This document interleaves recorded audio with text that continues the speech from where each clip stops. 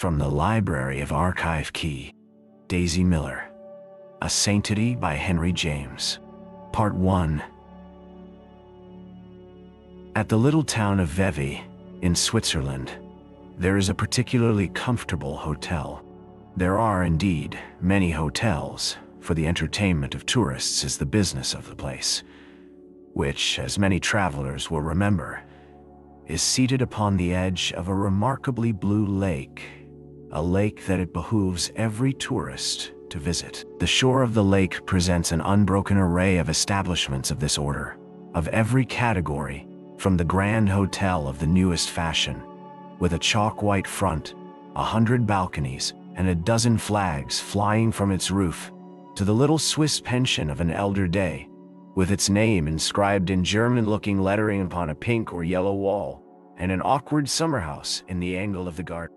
One of the hotels at Vevey, however, is famous, even classical, being distinguished from many of its upstart neighbors by an air both of luxury and of maturity. In this region, in the month of June, American travelers are extremely numerous.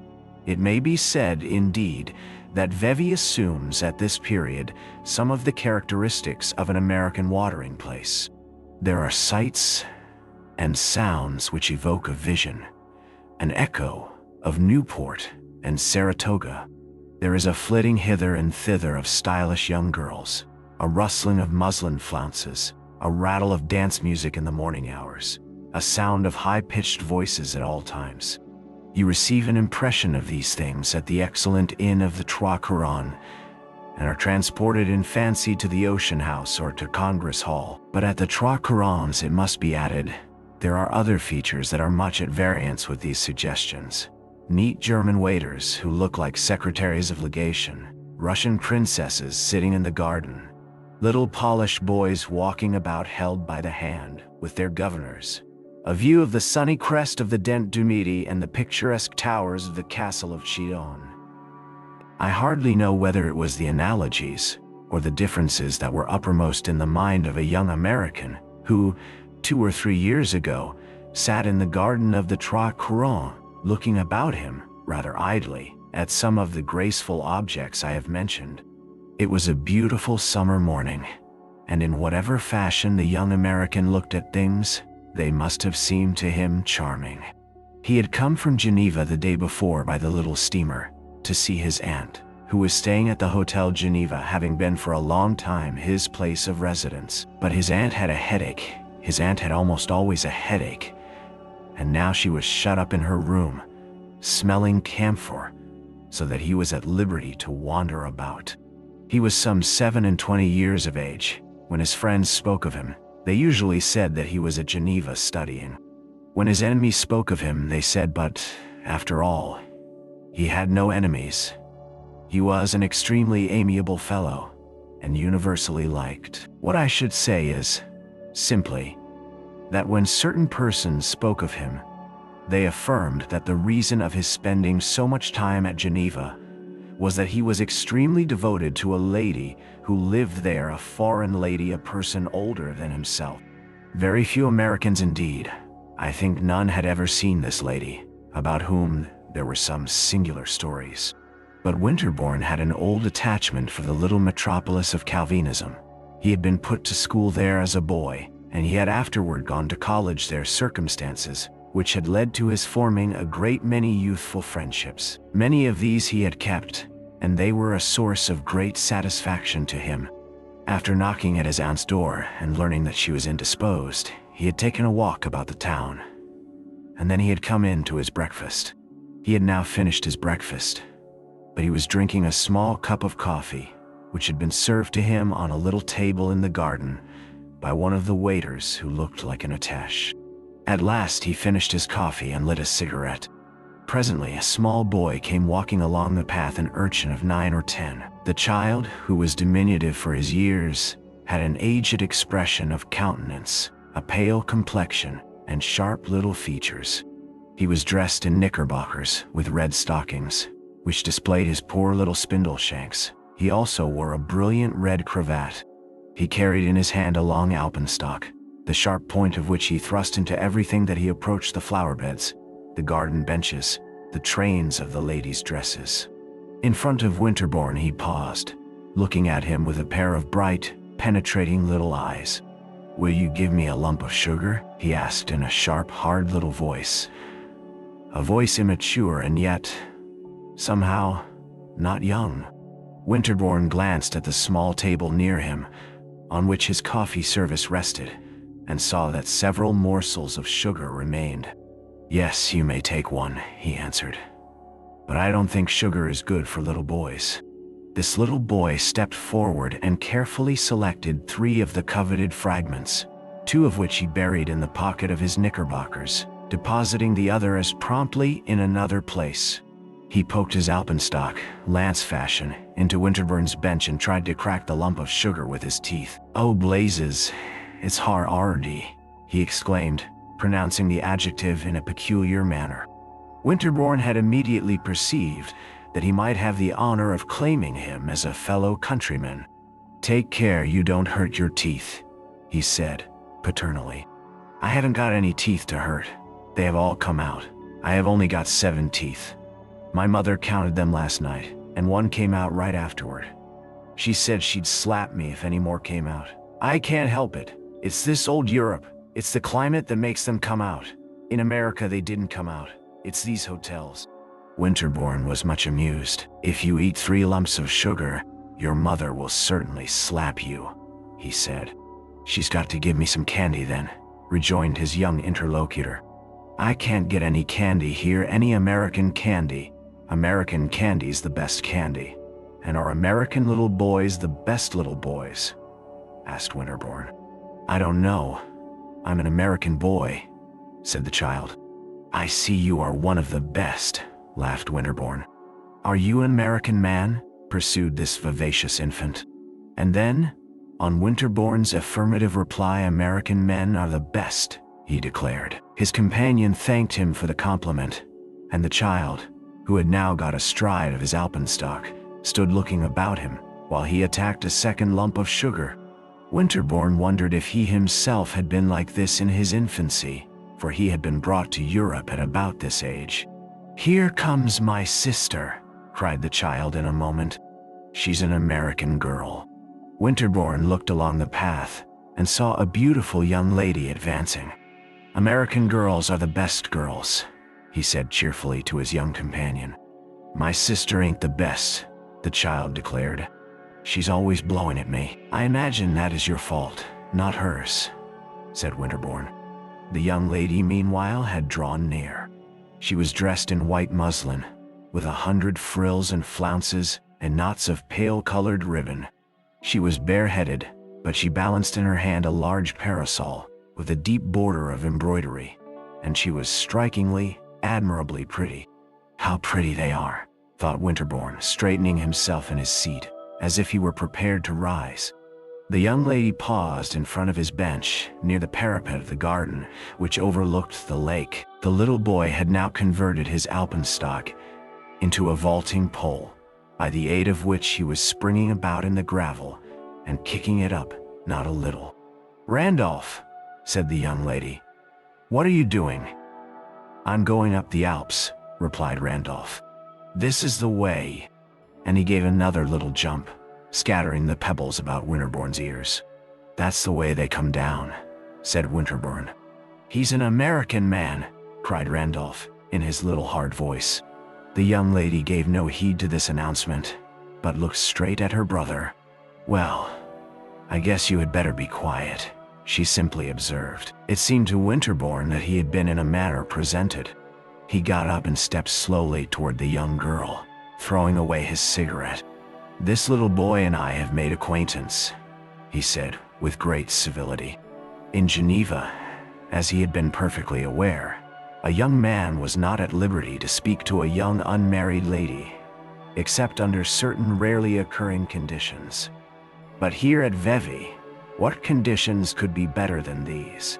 A pretty American girl coming and standing in front of you in a garden. This pretty American girl, however, on hearing Winterbourne's observation, simply glanced at him. She then turned her head and looked over the parapet, at the lake and the opposite mountains. He wondered whether he had gone too far, but he decided that he must advance farther rather than retreat. While he was thinking of something else to say, the young lady turned to the little boy again. "I should like to know where you got that pole," she said. "I bought it," responded Randolph. "You don't mean to say you're going to take it to Italy?" "Yes, I am going to take it to Italy," the child declared. The young girl glanced over the front of her dress and smoothed out a knot or two of ribbon. Then she rested her eyes upon the prospect again. "Well, I guess you had better leave it somewhere," she said after a moment. "Are you going to Italy?" Winterbourne inquired in a tone of great respect. The young lady glanced at him again. "Yes, sir," she replied, and she said nothing more. "Are you going over the Simplon?" Winterbourne pursued, a little embarrassed. "I don't know," she said. "I suppose it's some mountain." "Randolph, what mountain are we going over?" "Going where?" the child demanded. "To Italy," Winterbourne explained. "I don't know," said Randolph. "I don't want to go to Italy. I want to go to America." "Oh, Italy is a beautiful place," rejoined the young man. "Can you get candy there?" Randolph loudly inquired. "I hope not," said his sister. "I guess you have had enough candy, and Mother thinks so too." "I haven't had any for ever so long, for 100 weeks, cried the boy, still jumping about. The young lady inspected her flounces and smoothed her ribbons again, and Winterbourne presently risked an observation upon the beauty of the view. He was ceasing to be embarrassed, for he had begun to perceive that she was not in the least embarrassed herself. There had not been the slightest alteration in her charming complexion. She was evidently neither offended nor flattered. If she looked another way when he spoke to her, and seemed not particularly to hear him, this was simply her habit, her manner. Yet, as he talked a little more and pointed out some of the objects of interest in the view, with which she appeared quite unacquainted, she gradually gave him more of the benefit of her glance, and then he saw that this glance was perfectly direct and unshrinking. It was not, however, what would have been called an immodest glance, for the young girl's eyes were singularly honest and fresh. They were wonderfully pretty eyes, and indeed, Winterbourne had not seen for a long time anything prettier than his fair countrywoman's various features, her complexion, her nose, her ears, her teeth.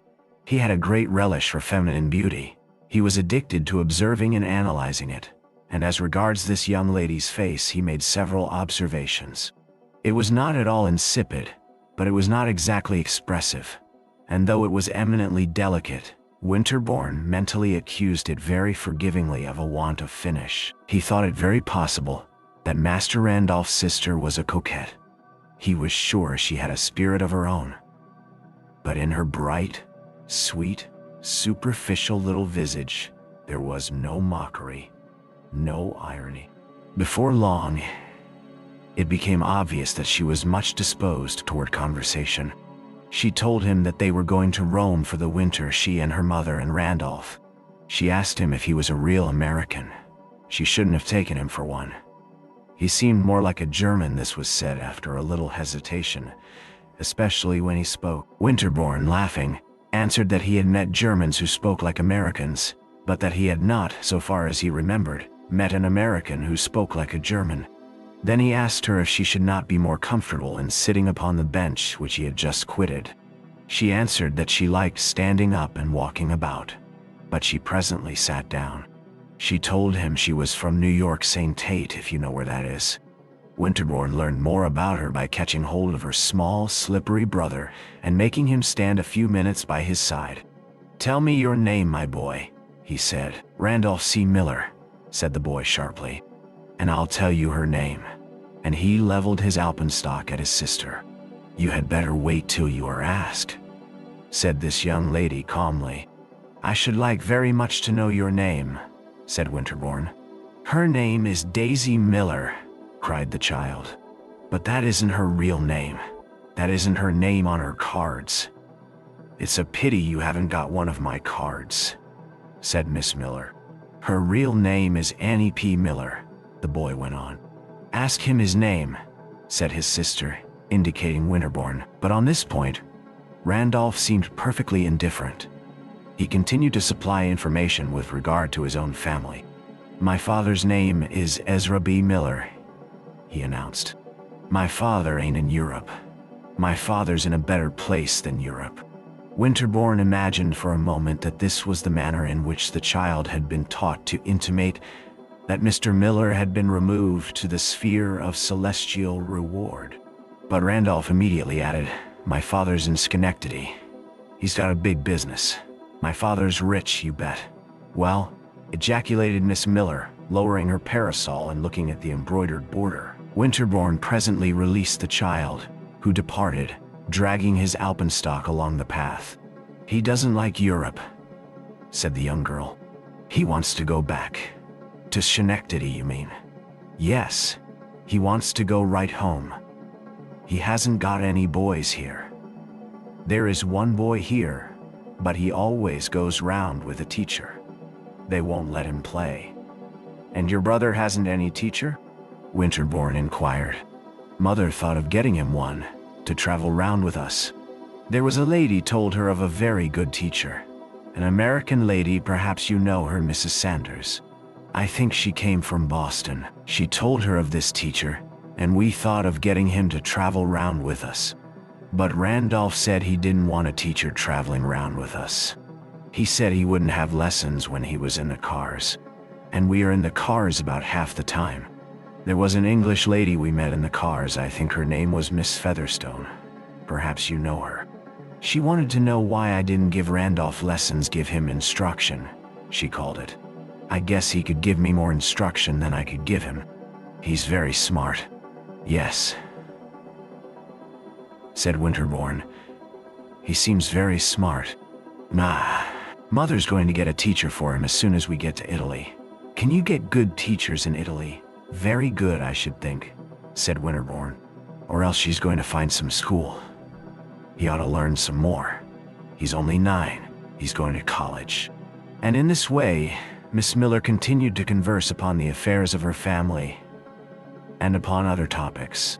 She sat there with her extremely pretty hands, ornamented with very brilliant rings, folded in her lap, and with her pretty eyes now resting upon those of Winterbourne, now wandering over the garden, the people who passed by, and the beautiful view. She talked to Winterbourne as if she had known him a long time. He found it very pleasant. It was many years since he had heard a young girl talk so much. It might have been said of this unknown young lady, who had come and sat down beside him upon a bench, that she chattered. She was very quiet. She sat in a charming, tranquil attitude, but her lips and her eyes were constantly moving. She had a soft, slender, agreeable voice, and her tone was decidedly sociable. She gave Winterbourne a history of her movements and intentions and those of her mother and brother in Europe, and enumerated, in particular, the various hotels at which they had stopped.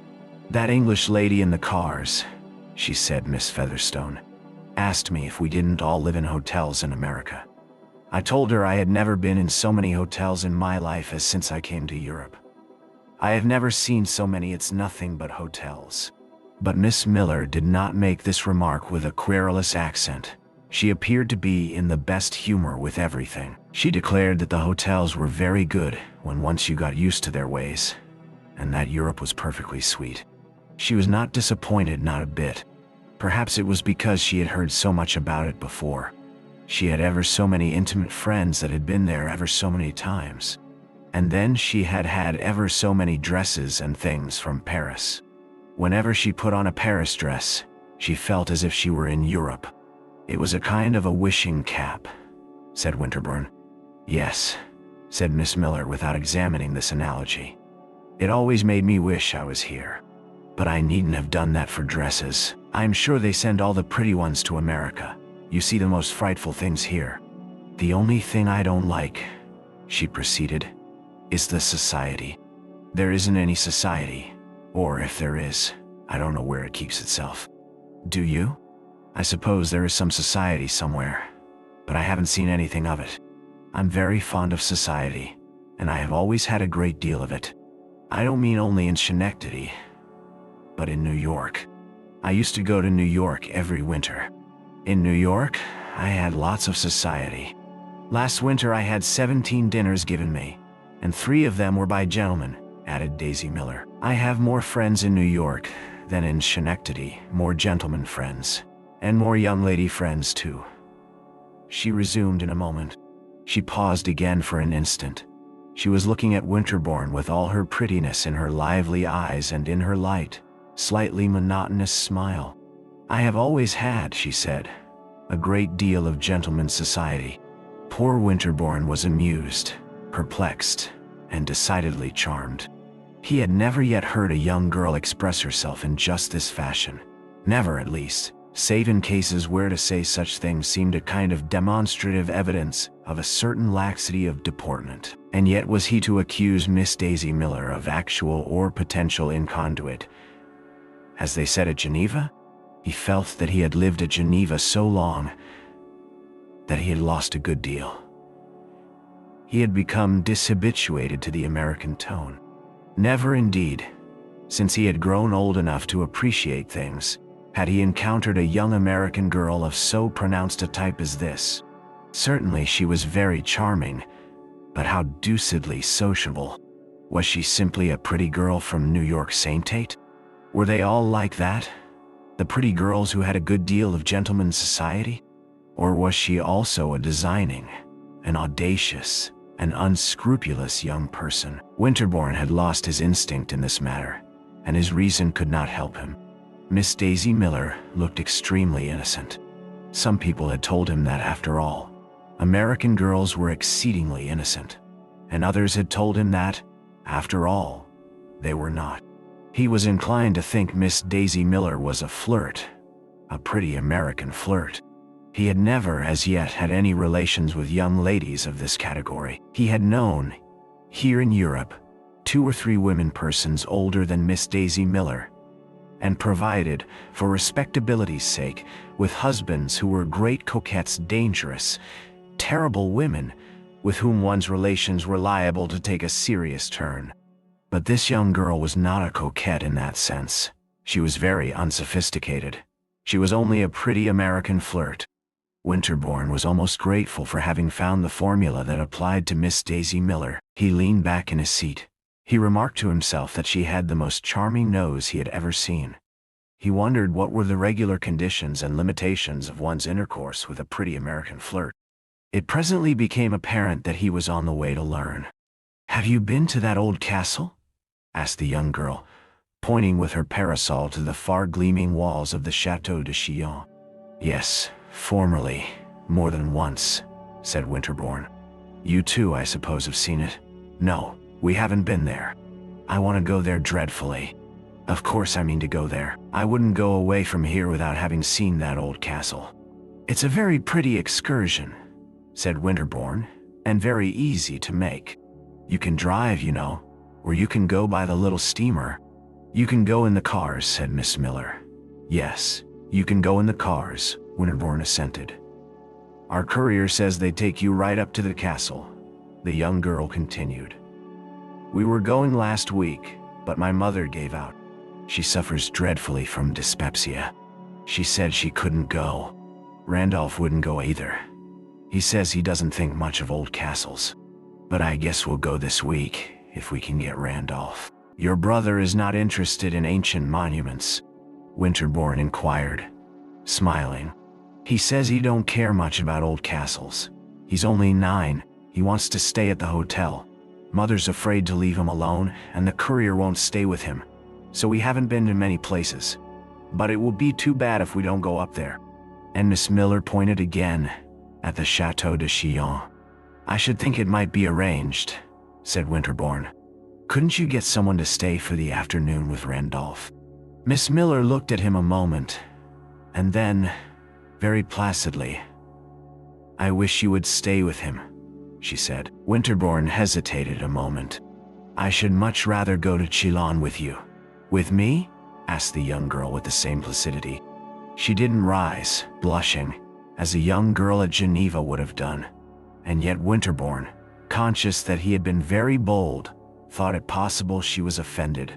"With your mother," he answered very respectfully.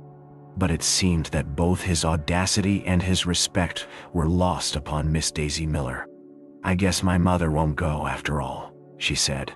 "She don't like to ride round in the afternoon." "But did you really mean what you said just now, that you would like to go up there?" "Most earnestly," Winterbourne declared. "Then we may arrange it. If Mother will stay with Randolph, I guess Eugenio will." "Eugenio?" the young man inquired. "Eugenio's our courier. He doesn't like to stay with Randolph. He's the most fastidious man I ever saw. But he is a splendid courier. I guess he'll stay at home with Randolph if Mother does, and then we can go to the castle." Winterbourne reflected for an instant. As lucidly as possible, we could only mean Miss Daisy Miller and himself. This program seemed almost too agreeable for credence. He felt as if he ought to kiss the young lady's hand. Possibly he would have done so and quite spoiled the project. But at this moment another person, presumably Eugenio, appeared. A tall, handsome man, with superb whiskers, wearing a velvet morning coat and a brilliant watch chain, approached Miss Miller, looking sharply at her companion. "Oh, Eugenio," said Miss Miller with the friendliest accent. Eugenio had looked at Winterbourne from head to foot. He now bowed gravely to the young lady. "I have the honor to inform Mademoiselle that luncheon is upon the table." Miss Miller slowly rose. "See here, Eugenio," she said. "I'm going to that old castle anyway." "To the Chateau de Chillon, Mademoiselle?" the courier inquired. "Mademoiselle has made arrangements?" he added in a tone which struck Winterbourne as very impertinent. Eugenio's tone apparently threw, even to Miss Miller's own apprehension, a slightly ironical light upon the young girl's situation. She turned to Winterbourne, blushing a little, a very little. "You won't back out," she said. "I shall not be happy till we go," he protested. "And you are staying in this hotel?" she went on. "And you are really an American?"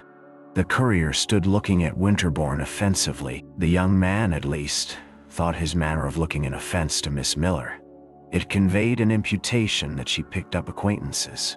"I shall have the honor of presenting to you a person who will tell you all about me," he said, smiling and referring to his aunt.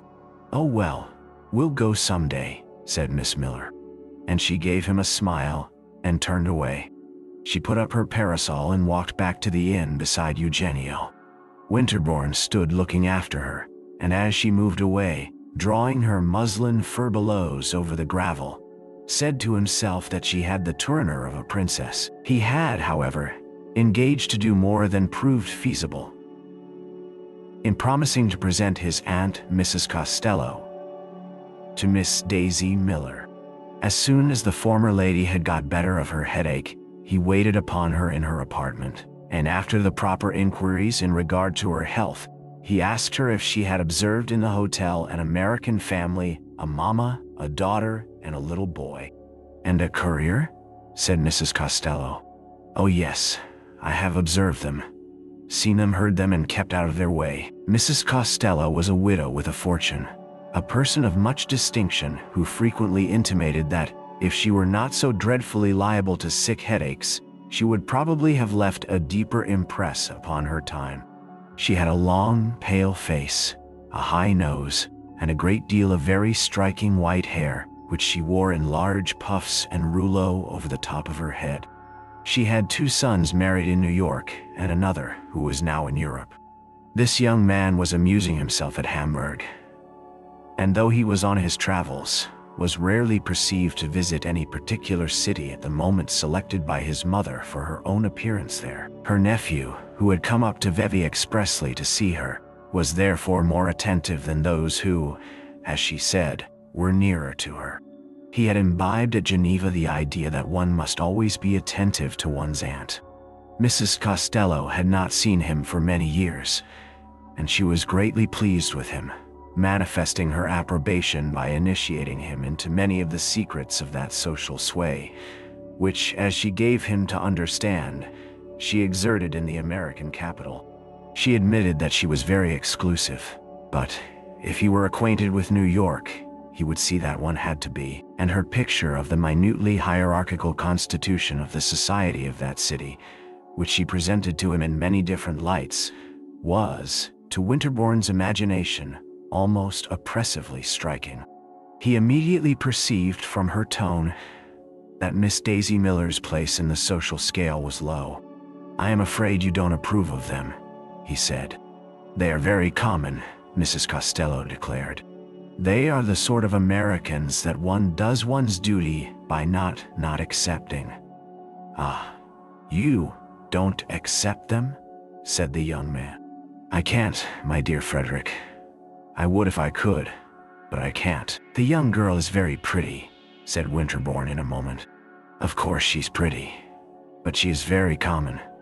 "I see what you mean, of course," said Winterbourne after another pause. "She has that charming look that they all have," his aunt resumed. "I can't think where they pick it up. And she dresses in perfection. No, you don't know how well she dresses. I can't think where they get their taste. But my dear aunt, she is not, after all, a Comanche savage."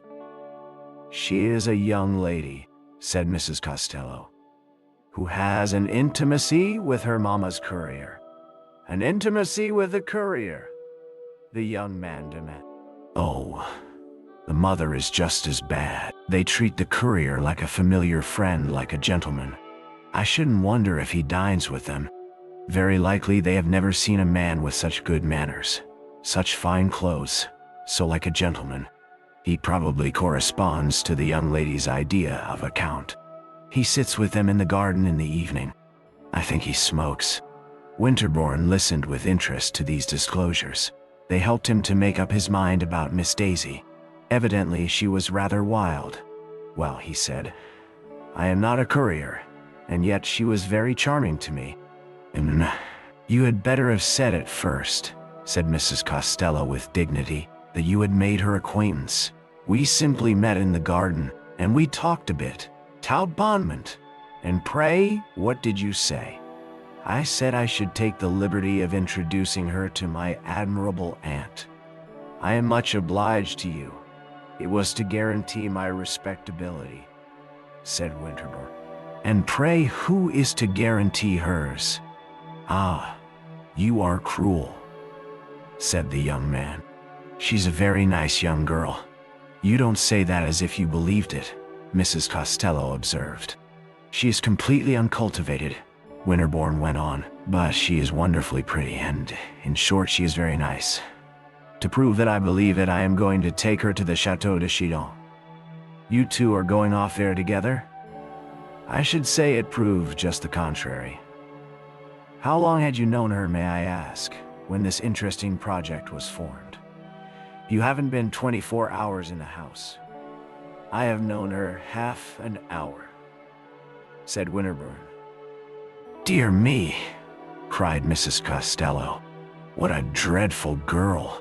Her nephew was silent for some moments. "You really think, then," he began earnestly, and with a desire for trustworthy information, "you really think that—" But he paused again. "Think what, sir?" said his aunt. "That she is the sort of young lady who expects a man, sooner or later, to carry her off." "I haven't the least idea what such young ladies expect a man to do. But I really think that you had better not meddle with little American girls that are uncultivated, as you call them. You have lived too long out of the country. You will be sure to make some great mistake. You are too innocent." "My dear aunt, I am not so innocent," said Winterbourne, smiling and curling his mustache. "You are guilty too, then."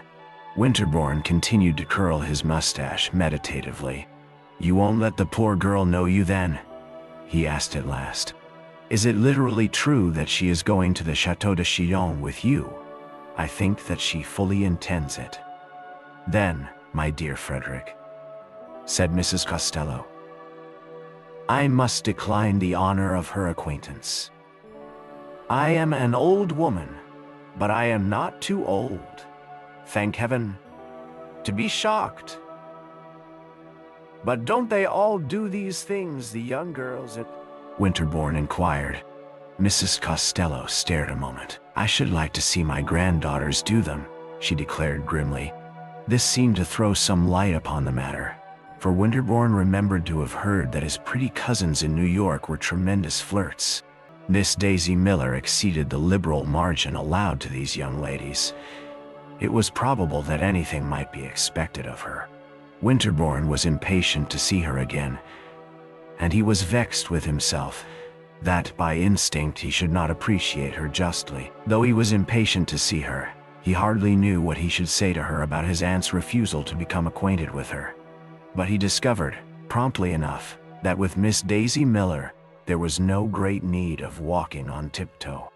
He found her that evening in the garden, wandering about in the warm starlight like an indolent sylph, and swinging to and fro the largest fan he had ever beheld. It was 10 o'clock. He had dined with his aunt, had been sitting with her since dinner, and had just taken leave of her till the morrow. Miss Daisy Miller seemed very glad to see him. She declared it was the longest evening she had ever passed. "Have you been all alone?" he asked. "I have been walking round with Mother, but Mother gets tired walking round," she answered. "Has she gone to bed?" "No, she doesn't like to go to bed," said the young girl. "She doesn't sleep not 3 hours. She says she doesn't know how she lives. She's dreadfully nervous. I guess she sleeps more than she thinks. She's gone somewhere after Randolph. She wants to try to get him to go to bed. He doesn't like to go to bed." "Let us hope she will persuade him," observed Winterbourne. "She will talk to him all she can, but he doesn't like her to talk to him," said Miss Daisy, opening her fan. "She's going to try to get Eugenio to talk to him, but he isn't afraid of Eugenio. Eugenio's a splendid courier, but he can't make much impression on Randolph. I don't believe he'll go to bed before 11. It appeared that Randolph's vigil was in fact triumphantly prolonged, for Winterbourne strolled about with the young girl for some time without meeting her mother. "I have been looking round for that lady you want to introduce me to," his companion resumed. "She's your aunt." Then, on Winterbourne's admitting the fact and expressing some curiosity as to how she had learned it, she said she had heard all about Mrs. Costello from the chambermaid. She was very quiet and very comme il faut. She wore white puffs. She spoke to no one, and she never dined at the table d'hôte. Every 2 days she had a headache. "I think that's a lovely description, headache and all," said Miss Daisy, chattering along in her thin, gay voice. "I want to know her ever so much. I know just what your aunt would be. I know I should like her. She would be very exclusive. I like a lady to be exclusive. I'm dying to be exclusive myself. Well, we are exclusive, Mother and I. We don't speak to everyone, or they don't speak to us. I suppose it's about the same thing. Anyway, I shall be ever so glad to know your aunt." Winterbourne was embarrassed. "She would be most happy," he said, "but I am afraid those headaches will interfere." The young girl looked at him through the dusk. "But I suppose she doesn't have a headache every day," she said sympathetically. Winterbourne was silent a moment. "She tells me she does," he answered at last, not knowing what to say. Miss Daisy Miller stopped and stood looking at him. Her prettiness was still visible in the darkness. She was opening and closing her enormous fan. "She doesn't want to know me," she said suddenly. "Why don't you say so? You needn't be afraid. I'm not afraid." And she gave a little laugh. Winterbourne fancied there was a tremor in her voice. He was touched, shocked, mortified by it. "My dear young lady," he protested. "She knows no one. It's her wretched health." The young girl walked on a few steps, laughing still. "You needn't be afraid," she repeated. "Why should she want to know me?" Then she paused again. She was close to the parapet of the garden, and in front of her was the starlit lake. There was a vague sheen upon its surface, and in the distance were dimly seen mountain forms. Daisy Miller looked out upon the mysterious prospect, and then she gave another little laugh. "Gracious, she is exclusive," she said. Winterbourne wondered whether she was seriously wounded. and for a moment almost wished that her sense of injury might be such as to make it becoming in him to attempt to reassure and comfort her. He had a pleasant sense that she would be very approachable for consolatory purposes. He felt then, for the instant, quite ready to sacrifice his aunt, conversationally, to admit that she was a proud, rude woman, and to declare that they needn't mind her. But before he had time to commit himself to this perilous mixture of gallantry and impiety, the young lady, resuming her walk, gave an exclamation in quite another tone. "Well, here's Mother. I guess she hasn't got Randolph to go to bed." The figure of a lady appeared at a distance, very indistinct in the darkness, and advancing with a slow and wavering movement. Suddenly it seemed to pause. "Are you sure it is your mother? Can you distinguish her in this thick dusk?" Winterbourne asked. "Well," cried Miss Daisy Miller with a laugh, "I guess I know my own mother, and when she has got on my shawl, too. She is always wearing my things." The lady in question, ceasing to advance, hovered vaguely about the spot at which she had checked her steps. "I'm afraid your mother doesn't see you," said Winterbourne. "Or perhaps," he added, thinking, "with Miss Miller, the joke permissible, perhaps she feels guilty about your shawl." "It's a fearful old thing," the young girl replied serenely. "I told her she could wear it. She won't come here because she sees you." "Oh, no. Ah, then," said Winterbourne, "I had better leave you." "Oh, no. Come on," urged Miss Daisy Miller. "I'm afraid your mother doesn't approve of my walking with you." Miss Miller gave him a serious glance. "It isn't for me. It's for you, that is. It's for her." "Well, I don't know who it's for. But Mother doesn't like any of my gentlemen friends. She's right down timid. She always makes a fuss if I introduce a gentleman. But I do introduce them almost always. If I didn't introduce my gentlemen friends to Mother, the young girl—" "To introduce me," said Winterbourne, "you must know my name." And he proceeded to pronounce it. "I can't say all that," said his companion with a laugh. But by this time they had come up to Mrs. Miller, who, as they drew near, walked to the parapet of the garden and leaned upon it, looking intently at the lake and turning her back to them. "Mother," said the young girl in a tone of decision. Upon this, the elder lady turned round. "Mr. Winterbourne," said Miss Daisy Miller, introducing the young man very frankly and prettily. Common she was, as Mrs. Costello had pronounced her. Yet it was a wonder to Winterbourne that, with her commonness, she had a singularly delicate grace. Her mother was a small, spare, light person, with a wandering eye, a very exiguous nose, and a large forehead, decorated with a certain amount of thin, much frizzled hair. Like her daughter, Mrs. Miller was dressed with extreme elegance. She had enormous diamonds in her ears. So far as Winterbourne could observe, she gave him no greeting. She certainly was not looking at him. Daisy was near her, pulling her shawl straight. "What are you doing poking round here?" this young lady inquired, but by no means with that harshness of accent which her choice of words may imply. "I don't know," said her mother, turning toward the lake again. "I shouldn't think you'd want that shawl," Daisy exclaimed. "Well, I do," her mother answered with a little laugh. "Did you get Randolph to go to bed?" asked the young girl. "No, I couldn't induce him," said Mrs. Miller very gently. "He wants to talk to the waiter. He likes to talk to that waiter. I was telling Mr. Winterbourne," the young girl went on, and to the young man's ear her tone might have indicated that she had been uttering his name all her life. "Oh yes," said Winterbourne. "I have the pleasure of knowing your son." Randolph's mamma was silent.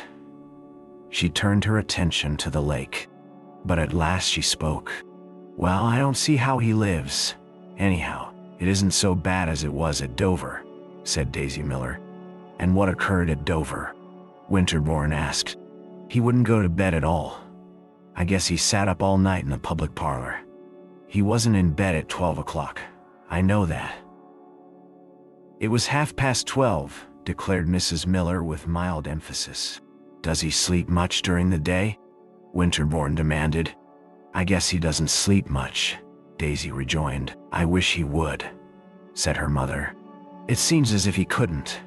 I think he's real tiresome," Daisy pursued.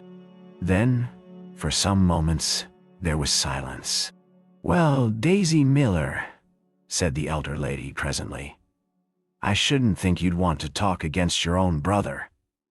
"Well, he is tiresome, mother," said Daisy, quite without the asperity of a retort.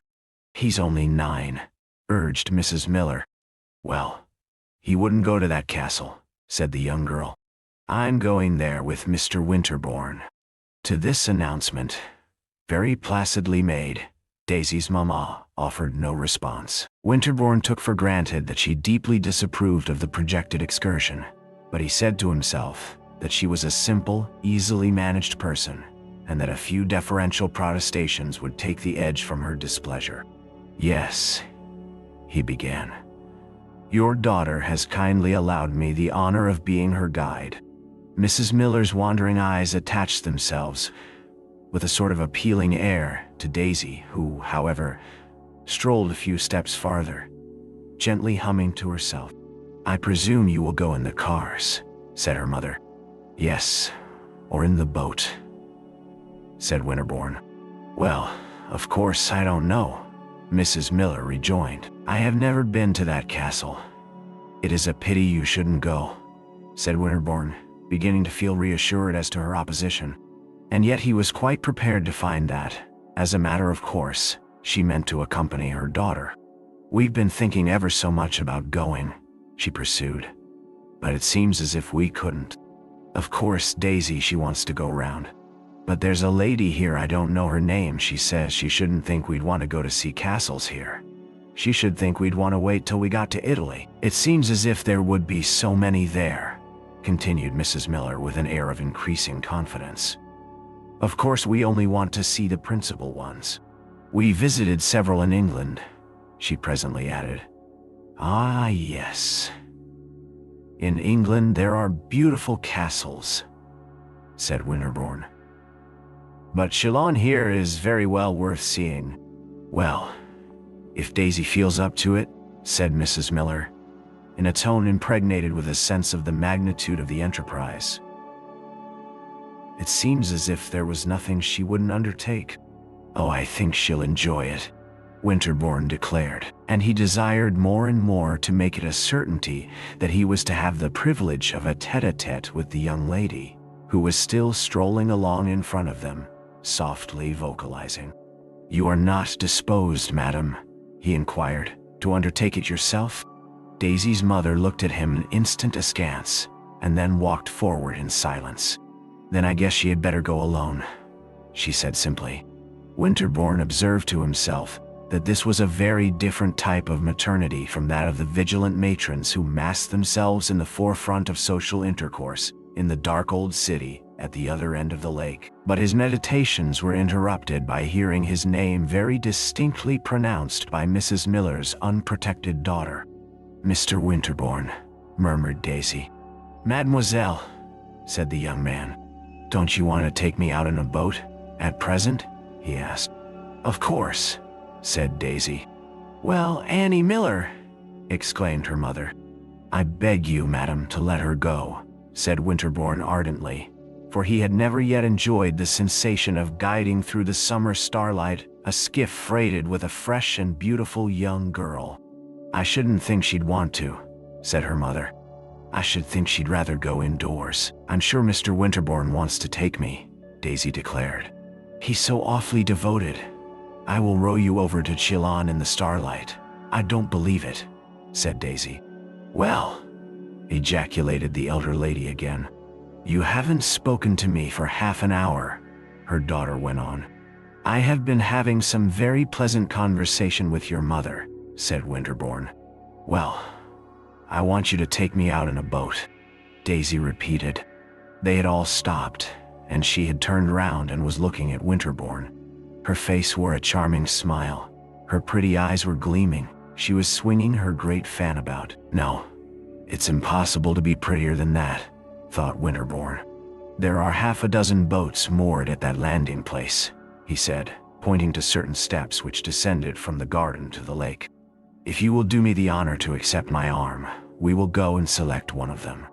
Daisy stood there smiling. She threw back her head and gave a little, light laugh. I like a gentleman to be formal, she declared. I assure you it's a formal offer. I was bound I would make you say something, Daisy went on.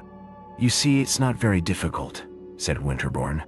But I am afraid you are chaffing me. I think not, sir, remarked Mrs. Miller very gently. Do then. Let me give you a row, he said to the young girl. It's quite lovely, the way you say that, cried Daisy.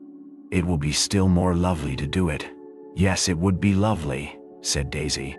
But she made no movement to accompany him. She only stood there laughing. I should think you had better find out what time it is, interposed her mother. It is 11 o'clock, madam, said a voice with a foreign accent, out of the neighboring darkness, and Winterbourne, turning, perceived the florid personage who was in attendance upon the two ladies. He had apparently just approached. Oh, Eugenio, said Daisy. I am going out in a boat. Eugenio bowed. At 11 o'clock, mademoiselle? I am going with Mr. Winterbourne this very minute. Do tell her she can't, said Mrs. Miller to the courier. I think you had better not go out in a boat, mademoiselle, Eugenio declared. Winterbourne wished to heaven this pretty girl were not so familiar with her courier, but he said nothing. I suppose you don't think it's proper, Daisy exclaimed. Eugenio doesn't think anything's proper. I am at your service, said Winterbourne. Does mademoiselle propose to go alone? Asked Eugenio of Mrs. Miller. Oh no, with this gentleman, answered Daisy's mamma. The courier looked for a moment at Winterbourne. The latter thought he was smiling, and then, solemnly, with a bow, as mademoiselle pleases, he said. Oh, I hoped you would make a fuss, said Daisy. I don't care to go now. I myself shall make a fuss if you don't go, said Winterbourne. That's all, I want a little fuss. And the young girl began to laugh again. Mr. Randolph has gone to bed, the courier announced frigidly. Oh, Daisy. Now we can go, said Mrs. Miller. Daisy turned away from Winterbourne, looking at him, smiling and fanning herself. Good night, she said. I hope you are disappointed or disgusted or something. He looked at her, taking the hand she offered him.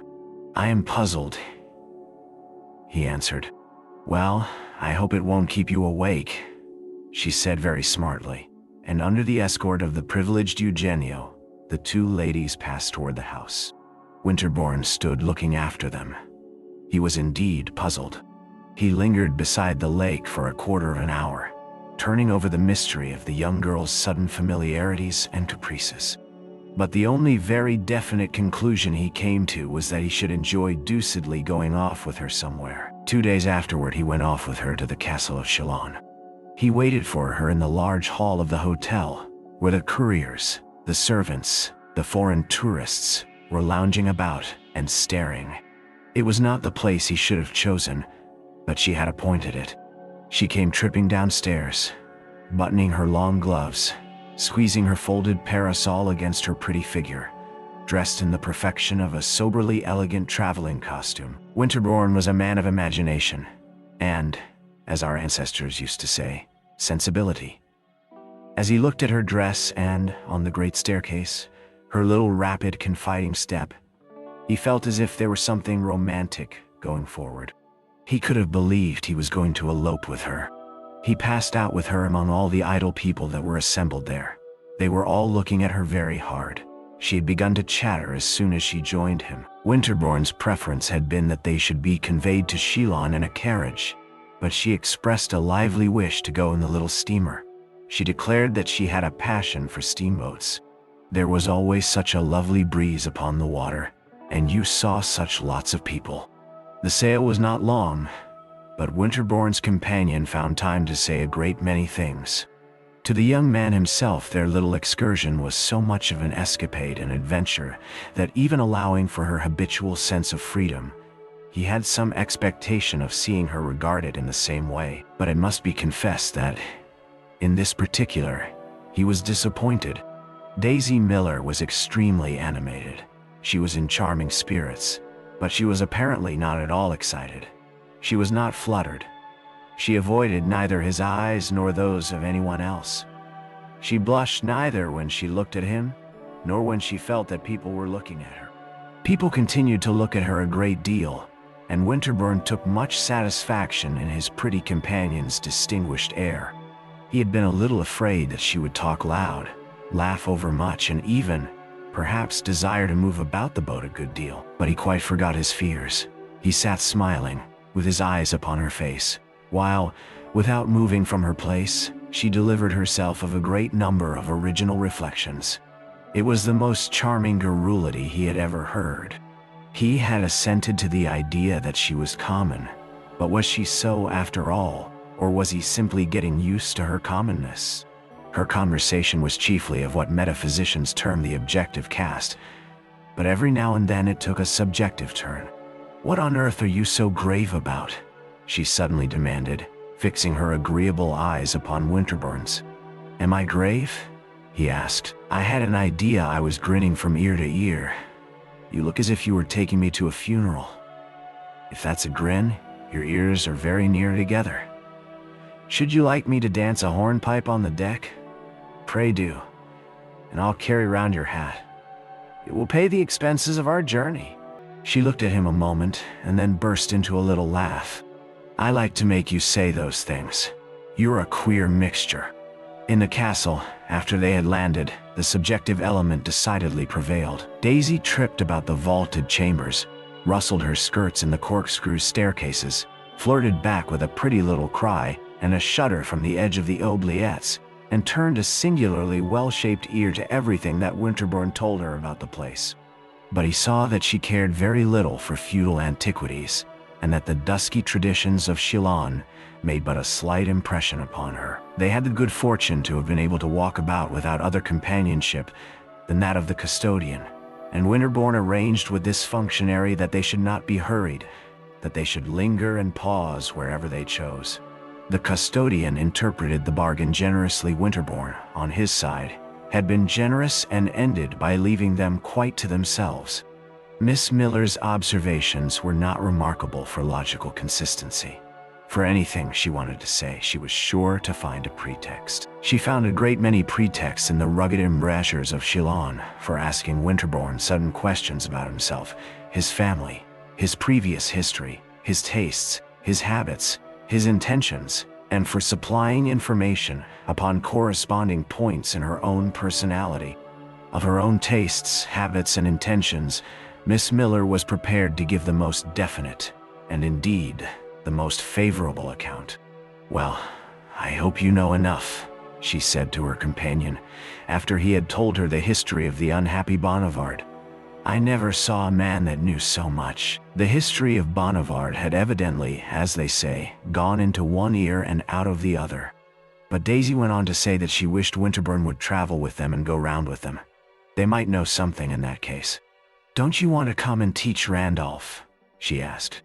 Winterbourne said that nothing could possibly please him so much, but that he had unfortunately other occupations. "Other occupations? I don't believe it," said Miss Daisy. "What do you mean? You are not in business." The young man admitted that he was not in business, but he had engagements which even within a day or two would force him to go back to Geneva. "Oh, bother," she said. "I don't believe it," and she began to talk about something else. But a few moments later, when he was pointing out to her the pretty design of an antique fireplace, she broke out irrelevantly. "You don't mean to say you are going back to Geneva?" "It is a melancholy fact that I shall have to return to Geneva tomorrow." "Well, Mr. Winterbourne," said Daisy, "I think you're horrid." "Oh, don't say such dreadful things," said Winterbourne just at the last. "The last?" cried the young girl. "I call it the first. I have half a mind to leave you here and go straight back to the hotel alone." And for the next 10 minutes she did nothing but call him horrid. Poor Winterbourne was fairly bewildered. No young lady had as yet done him the honor to be so agitated by the announcement of his movements. His companion, after this, ceased to pay any attention to the curiosities of Ceylon or the beauties of the lake. She opened fire upon the mysterious charmer in Geneva, whom she appeared to have instantly taken it for granted that he was hurrying back to sea. How did Miss Daisy Miller know that there was a charmer in Geneva? Winterbourne, who denied the existence of such a person, was quite unable to discover, and he was divided between amazement at the rapidity of her induction and amusement at the frankness of her persiflage. She seemed to him, in all this, an extraordinary mixture of innocence and crudity. "Does she never allow you more than 3 days at a time?" asked Daisy ironically. "Doesn't she give you a vacation in summer? There's no one so hard-worked, but they can get leave to go off somewhere at this season. I suppose if you stay another day, she'll come after you in the boat. Do wait over till Friday, and I will go down to the landing to see her arrive." Winterbourne began to think he had been wrong to feel disappointed in the temper in which the young lady had embarked. If he had missed the personal accent was now making its appearance. It sounded very distinctly, at last, in her telling him she would stop teasing him if he would promise her solemnly to come down to Rome in the winter. "That's not a difficult promise to make," said Winterbourne. "My aunt has taken an apartment in "I don't want you to come for your aunt," said Daisy. "I want you to come for me." And this was the only allusion that the young man was ever to hear her make to his invidious kinswoman. He declared that, at any rate, he would certainly come. After this, Daisy stopped teasing. Winterbourne took a carriage, and they drove back to Vevey in the dusk. The young girl was very quiet. In the evening, Winterbourne mentioned to Mrs. Costello that he had spent the afternoon at Ceylon with Miss Daisy Miller. "The Americans of the Courier?"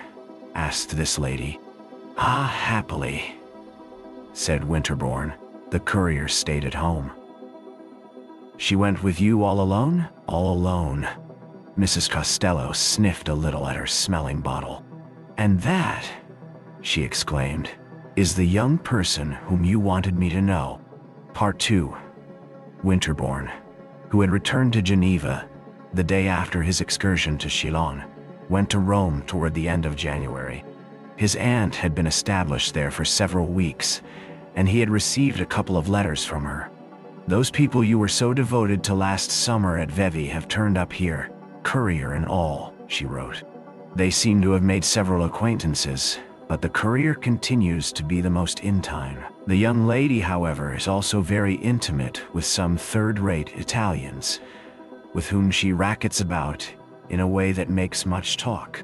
Bring me that pretty novel of Cherbuliez's Paul Mere and don't come later than the 23rd.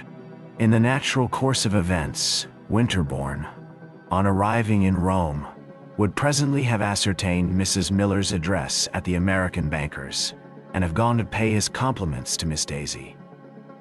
"After what happened at Vevey, I think I may certainly call upon them," he said to Mrs. Costello. "After what happens at Vevey and everywhere you desire to keep up the acquaintance, you are very well. Of course, a man may know everyone. Men are welcome to the privilege. Pray, what is it that happens here, for instance?" Winterbourne demanded. "The girl goes about alone with her foreigners.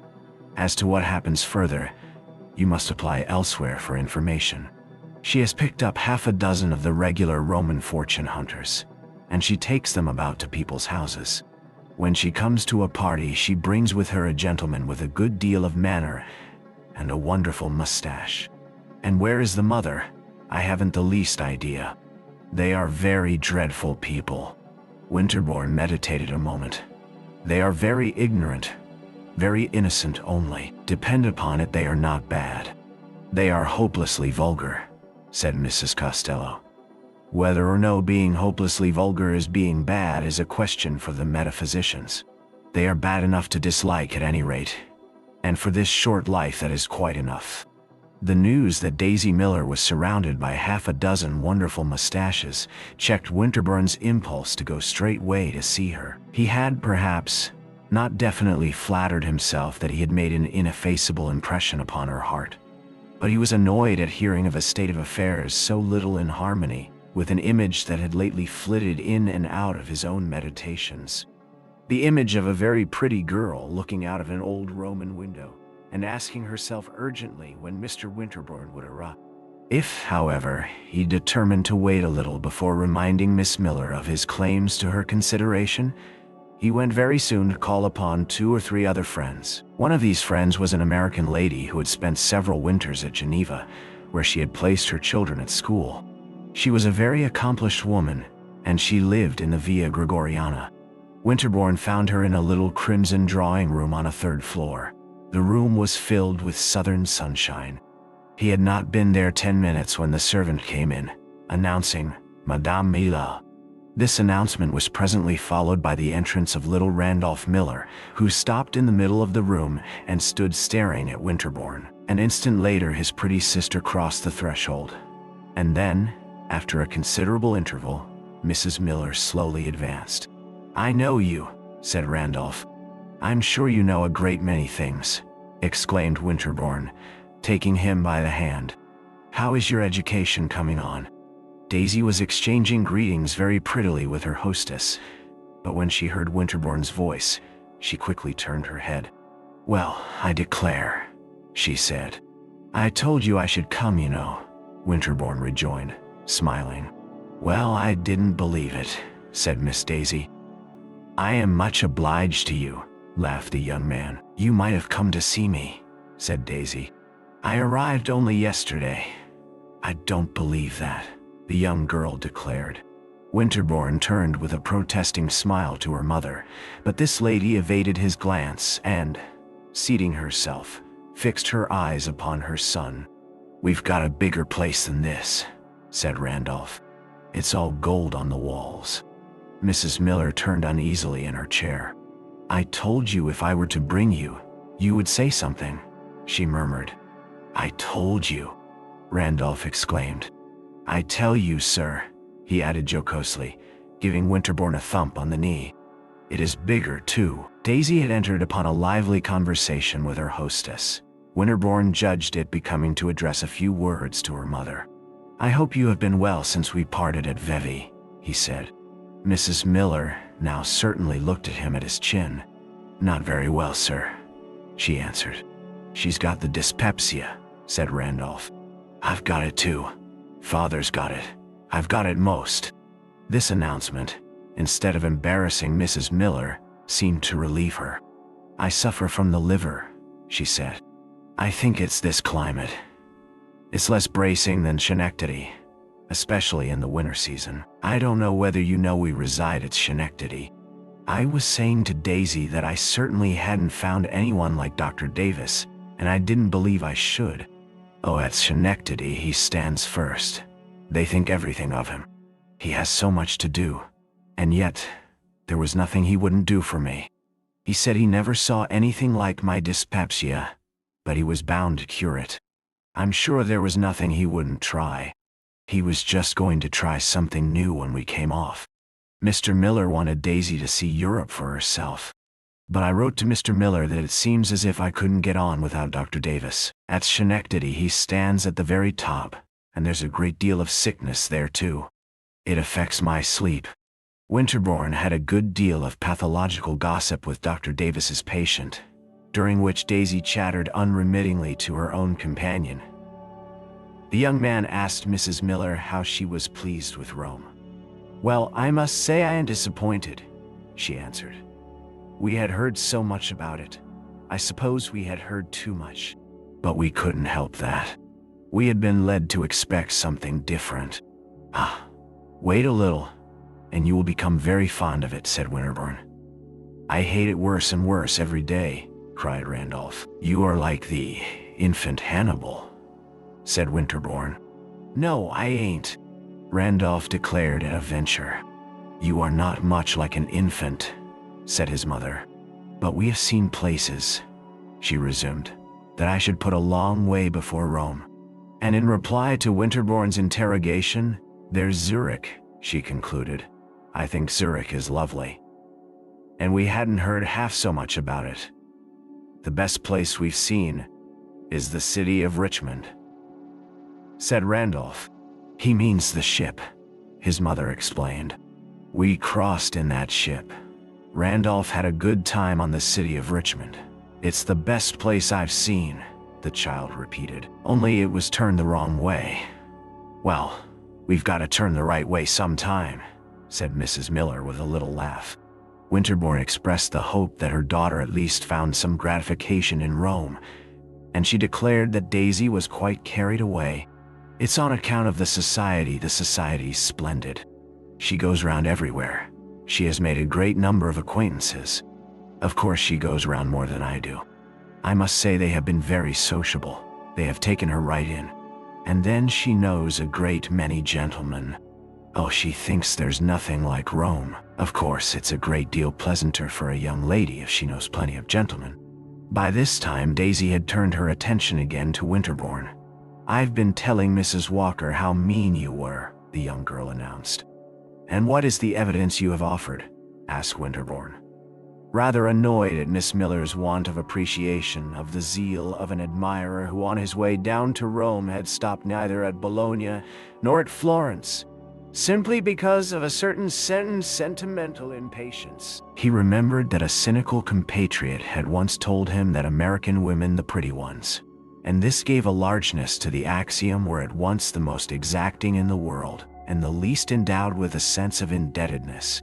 Why, you were awfully mean at Vevey, said Daisy. You wouldn't do anything. You wouldn't stay there when I asked you. My dearest young lady, cried Winterbourne with eloquence. Have I come all the way to Rome to encounter your reproaches? Just hear him say that, said Daisy to her hostess, giving a twist to a bow on this lady's dress.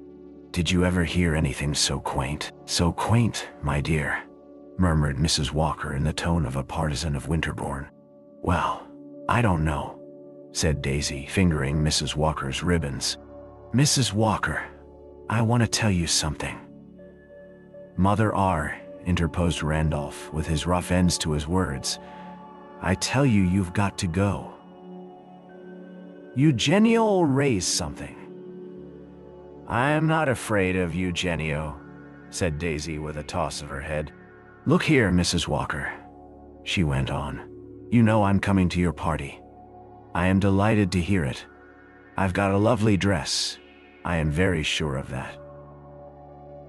But I want to ask a favor, permission to bring a friend. I shall be happy to see any of your friends, said Mrs. Walker, turning with a smile to Mrs. Miller. Oh, they are not my friends, answered Daisy's mamma, smiling shyly in her own fashion. I never spoke to them. It's an intimate friend of mine, Mr. Giovanelli, said Daisy without a tremor in her clear little voice or a shadow on her brilliant little face. Mrs. Walker was silent a moment. She gave a rapid glance at Winterbourne. I shall be glad to see Mr. Giovanelli, she then said. He's an Italian, Daisy pursued with the prettiest serenity. He's a great friend of mine. He's the handsomest man in the world except Mr. Winterbourne. He knows plenty of Italians, but he wants to know some Americans. He thinks ever so much of Americans. He's tremendously clever. He's perfectly lovely. It was settled that this brilliant personage should be brought to Mrs. Walker's party, and then Mrs. Miller prepared to take her leave. I guess we'll go back to the hotel, she said. You may go back to the hotel, Mother, but I'm going to take a walk, said Daisy. She's going to walk with Mr. Giovanelli, Randolph proclaimed. I am going to the Pincio, said Daisy, smiling. Alone, my dear, at this hour? Mrs. Walker asked. The afternoon was drawing to a close. It was the hour for the throng of carriages and of contemplative pedestrians. I don't think it's safe, my dear, said Mrs. Walker. Neither do I, subjoined Mrs. Miller. You'll get the fever as sure as you live. Remember what Dr. Davis told you. Give her some medicine before she goes, said Randolph. The company had risen to its feet. Daisy, still showing her pretty teeth, bent over and kissed her hostess. Mrs. Walker, you are too perfect, she said. I'm not going alone. I am going to meet a friend. Your friend won't keep you from getting the fever, Mrs. Miller observed. Is it Mr. Giovanelli? asked the hostess. Winterbourne was watching the young girl. At this question, his attention quickened. She stood there, smiling and smoothing her bonnet ribbons. She glanced at Winterbourne. Then, while she glanced and smiled, she answered, without a shade of hesitation, "Mr. Giovanelli, the beautiful Giovanelli." "My dear young friend," said Mrs. Walker, taking her hand pleadingly, "don't walk off to the Pincio at this hour to meet a beautiful Italian." "Well, he speaks English," said Mrs. Miller. "Gracious me," Daisy exclaimed. "I don't do anything improper. There's an easy way to settle it." She continued to glance at Winterbourne.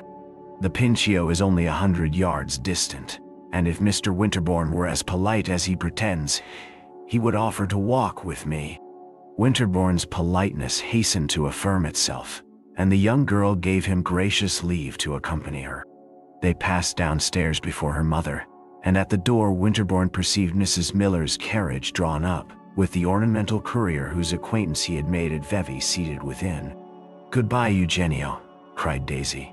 "I'm going to take a walk." The distance from the Via Gregoriana to the beautiful garden at the other end of the Pincian Hill is, in fact, rapidly traversed. As the day was splendid, however, and the concourse of vehicles, walkers, and loungers numerous, the young Americans found their progress much delayed. This fact was highly agreeable to Winterbourne, in spite of his consciousness of his singular situation. The slow-moving, idly gazing Roman crowd bestowed much attention upon the extremely pretty young foreign lady who was passing through it upon his arm, and he wondered what on earth had been in Daisy's mind when she proposed to expose herself, unattended, to its appreciation. His own mission, to her sense apparently, was to consign her to the hands of Mr. Giovanelli, but Winterbourne, at once annoyed and gratified, resolved that he would do no such thing. "Why haven't you been to see me?" asked Daisy. "You can't get out of that. I have had the honor of telling you that I have only just stepped out of the train." "You must have stayed in the train a good while after it stopped," cried the young girl with her little laugh. "I suppose you were asleep. You have had time to go to see Mrs. Walker." "I knew Mrs. Walker," Winterbourne began to explain. "I know where you knew her. You knew her at Geneva. She told me so." "Well, you knew me at Vevey. That's just as good. So you ought to have come." She asked him no other question than this. She began to prattle about her own affairs. "We've got splendid rooms at the hotel. Eugenio says they're the best rooms in Rome. We are going to stay all winter, if we don't die of the fever. And I guess we'll stay then. It's a great deal nicer than I thought. I thought it would be fearfully quiet.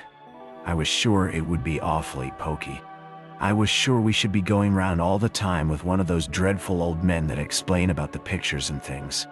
But we only had about a week of that, and now I'm enjoying myself. I know ever so many people, and they are all so charming. The society's extremely select. There are all kinds English, and Germans, and Italians. I think I like the English best. I like their style of conversation. But there are some lovely Americans. I never saw anything so hospitable. There's something or other every day. There's not much dancing, but I must say I never thought dancing was everything. I was always fond of conversation. I guess I shall have plenty at Mrs. Walker's. Her rooms are so small." When they had passed the gate of the Pincian Gardens, Miss Miller began to wonder where Mr. Giovanelli might be. "We had better go straight to that place in front," she said, "where you look at the view." "I certainly shall not help you to find him," Winterbourne declared. "Then I shall find him without you," cried Miss Daisy. "You certainly won't leave me," cried Winterbourne. She burst into her little laugh. "Are you afraid you'll get lost or run over? But there's Giovanelli, leaning against that tree. He's staring at the women in the carriages. Did you ever see anything so cool?" Winterbourne perceived at some distance a little man standing with folded arms nursing his cane. He had a handsome face, an artfully poised hat, a glass in one eye, and a nosegay in his buttonhole.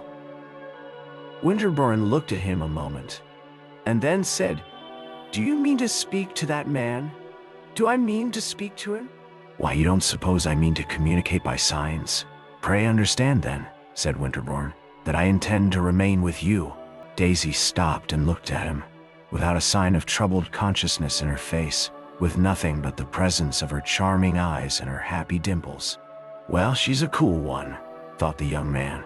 I don't like the way you say that, said Daisy. It's too imperious. I beg your pardon if I say it wrong. The main point is to give you an idea of my meaning. The young girl looked at him more gravely, but with eyes that were prettier than ever.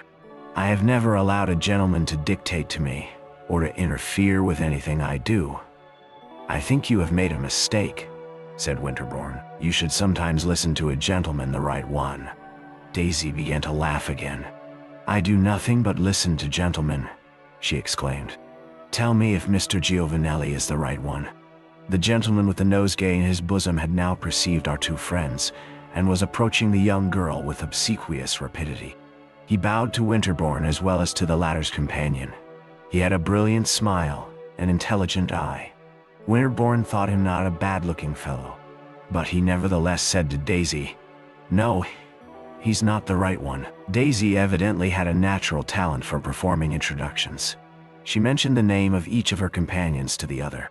She strolled alone with one of them on each side of her. Mr. Giovanelli, who spoke English very cleverly, Winterbourne afterward learned that he had practiced the idiom upon a great many American heiresses, addressed her a great deal of very polite nonsense. He was extremely urbane, and the young American, who said nothing, reflected upon that profundity of Italian cleverness which enables people to appear more gracious in proportion as they are more. Giovanelli, of course, had counted upon something more intimate. He had not bargained for a party of three, but he kept his temper in a manner which suggested far-stretching intentions. Winterbourne flattered himself that he had taken his measure. He is not a gentleman, said the young American. He is only a clever imitation of one. He is a music master, or a penny-a-liner, or a third-rate artist. And his good looks.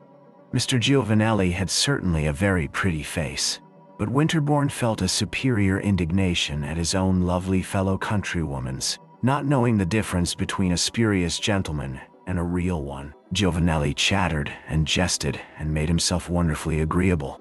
It was true that, if he was an imitation, the imitation was brilliant. Nevertheless, Winterbourne said to himself, a nice girl ought to know. And then he came back to the question whether this was, in fact, a nice girl. Would a nice girl, even allowing for her being a little American flirt, make a rendezvous with a presumably low-lived foreigner? The rendezvous in this case indeed had been in broad daylight, and in the most crowded corner of Rome. But was it not impossible to regard the choice of these circumstances as a proof of extreme cynicism? Singular though it may seem, Winterbourne was vexed that the young girl, in joining her amoroso, should not appear more impatient of his own company. And he was vexed because of his inclination. It was impossible to regard her as a perfectly well-conducted young lady. She was wanting in a certain indispensable delicacy.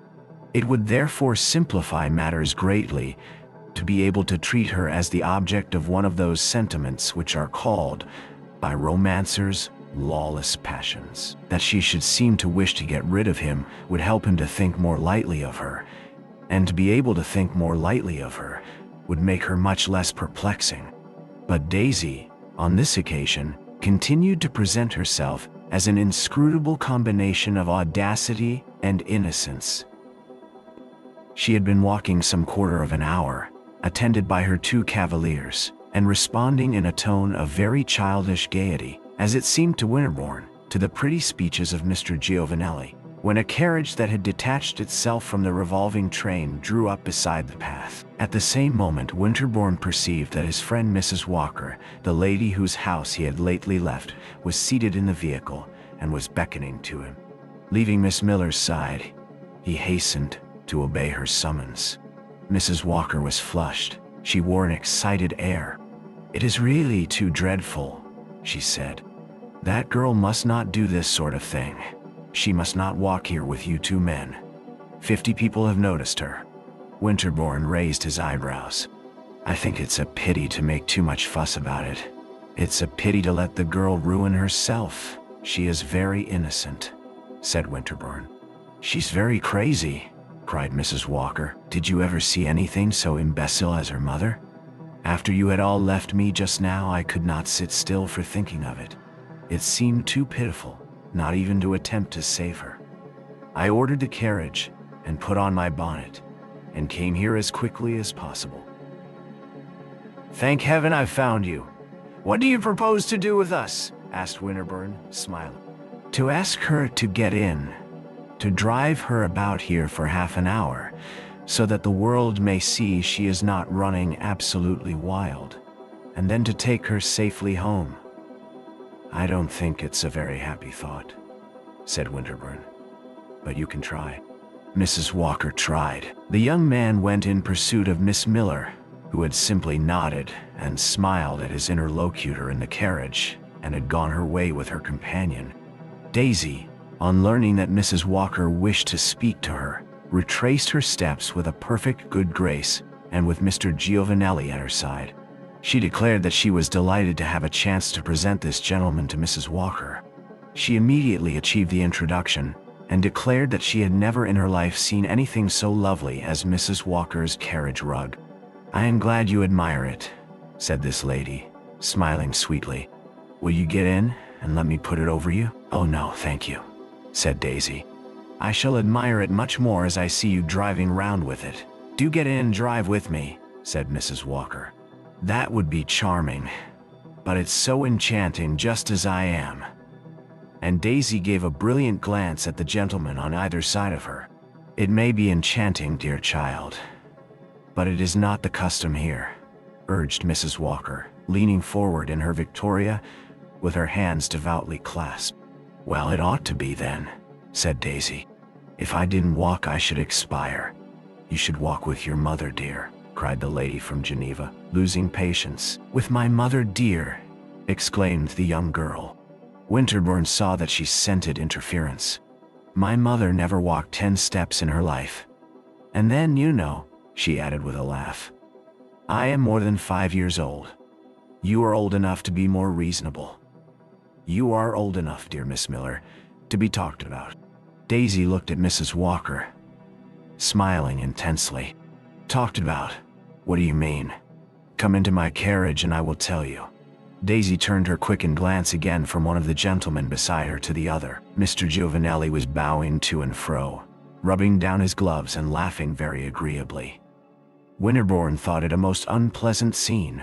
"I don't think I want to know what you mean," said Daisy presently. "I don't think I should like it."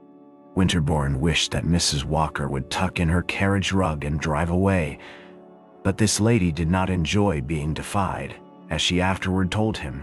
"Should you prefer being thought a very reckless girl?" she demanded. "Gracious!" exclaimed Daisy. She looked again at Mr. Giovanelli, then she turned to Winterbourne. There was a little pink flush in her cheek.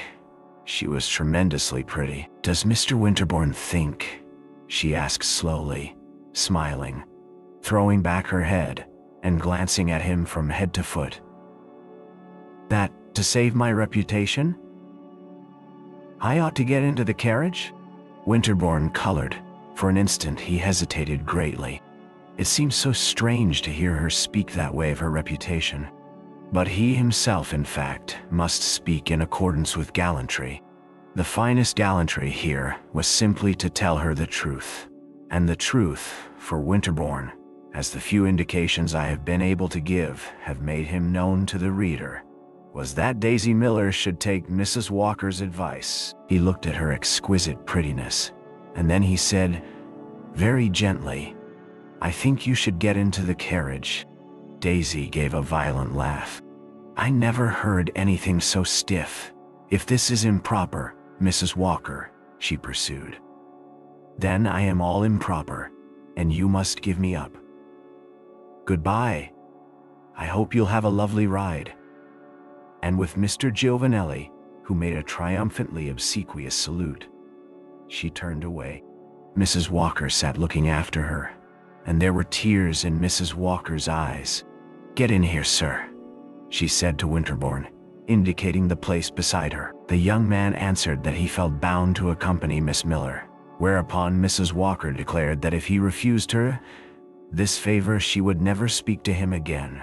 She was evidently in earnest.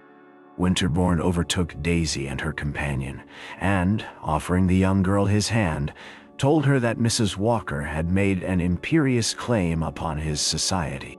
He expected that in answer she would say something rather free, something to commit herself still further to that recklessness from which Mrs. Walker had so charitably endeavored to dissuade her. But she only shook his hand, hardly looking at him, while Mr. Giovanelli bade him farewell with a too emphatic flourish of the hat. Winterbourne was not in the best possible humor as he took his seat in Mrs. Walker's Victoria. "That was not clever of you," he said candidly, while the vehicle mingled again with the throng of carriages. In such a case, his companion answered, "I don't wish to be clever. I wish to be earnest." "Well, your earnestness has only offended her and put her off." "It has happened very well," said Mrs. Walker. "If she is so perfectly determined to compromise herself, the sooner one knows it the better. One can act accordingly." "I suspect she meant no harm," Winterbourne rejoined. "So I thought a month ago. But she has been going too far." "What has she been doing?" "Everything that is not done here. Flirting with any man she could pick up. Sitting in corners with mysterious Italians. Dancing all the evening with the same partners. Receiving visits at 11 o'clock at night. Her mother goes away when visitors come. But her brother," said Winterbourne, laughing, "sits..." "I'm told that at their hotel everyone is talking about her, and that a smile goes round among all the servants when a gentleman comes and asks for Miss Miller." "The servants be hanged," said Winterbourne angrily. "The poor girl's only fault," he presently added, "is that she is very uncultivated." "She is naturally indelicate," Mrs. Walker declared. "Take that example this morning. How long had you known her at Vevey?" "A couple of days." "Fancy, then, her making it a personal matter that you should have left the place." Winterbourne was silent for some moments. Then he said, "I suspect, Mrs. Walker, that you and I have lived too long at Geneva." And he added a request that she should inform him with what particular design she had made him enter her carriage. "I wish to beg you to cease your relations with Miss Miller, not to flirt with her, to give her no further opportunity to expose herself, to let her alone, in short." "I'm afraid I can't do that," said Winterbourne. "I like her extremely. All the more reason that you shouldn't help her to make a scandal." "There shall be nothing scandalous in my attentions to her. There certainly will be in the way she takes them. But I have said what I had on my conscience," Mrs. Walker pursued. "If you wish to rejoin the young lady, I will put you down. Here, by the way, you have a chance."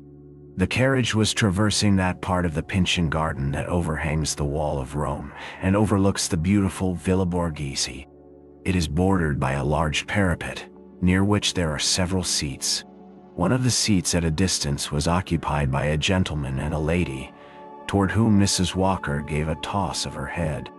At the same moment these persons rose and walked toward the parapet. Winterbourne had asked the coachman to stop. He now descended from the carriage. His companion looked at him a moment in silence. Then, while he raised his hat, she drove majestically away. Winterbourne stood there. He had turned his eyes toward Daisy and her cavalier.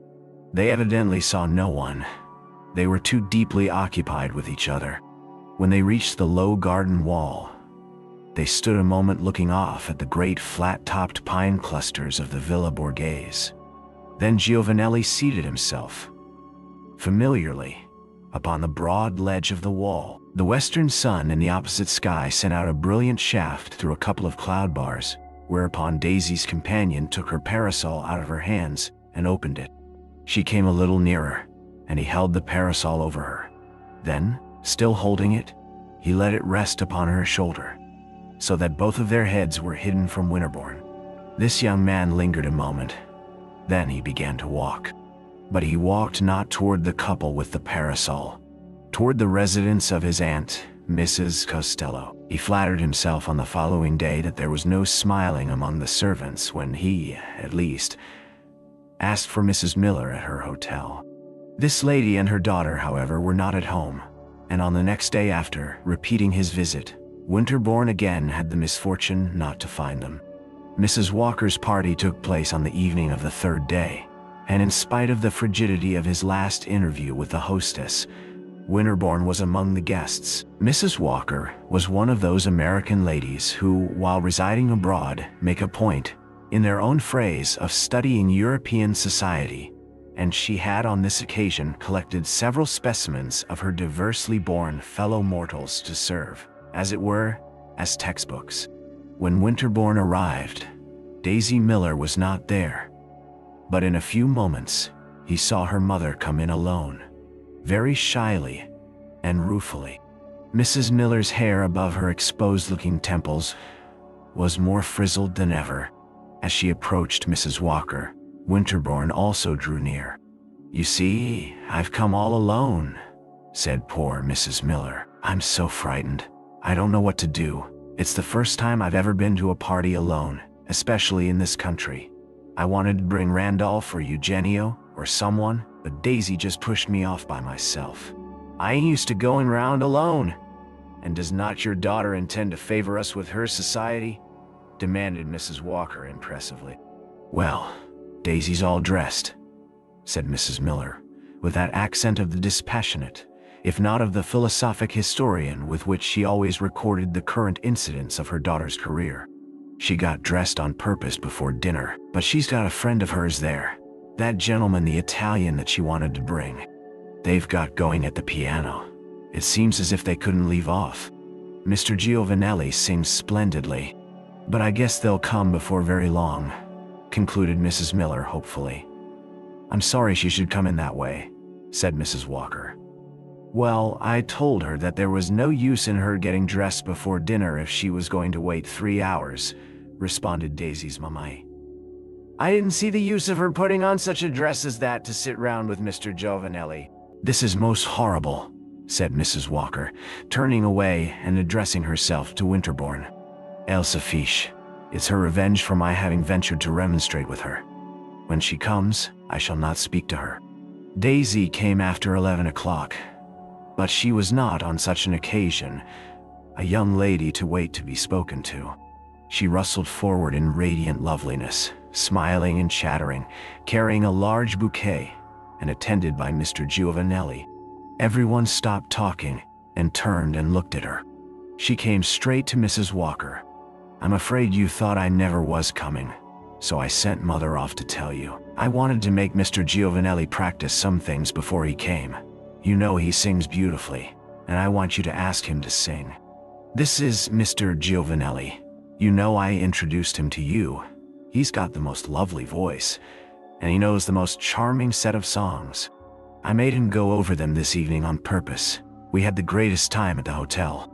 Of all this Daisy delivered herself with the sweetest, brightest audibleness, looking now at her hostess and now round the room, while she gave a series of little pats round her shoulders to the edges of her dress.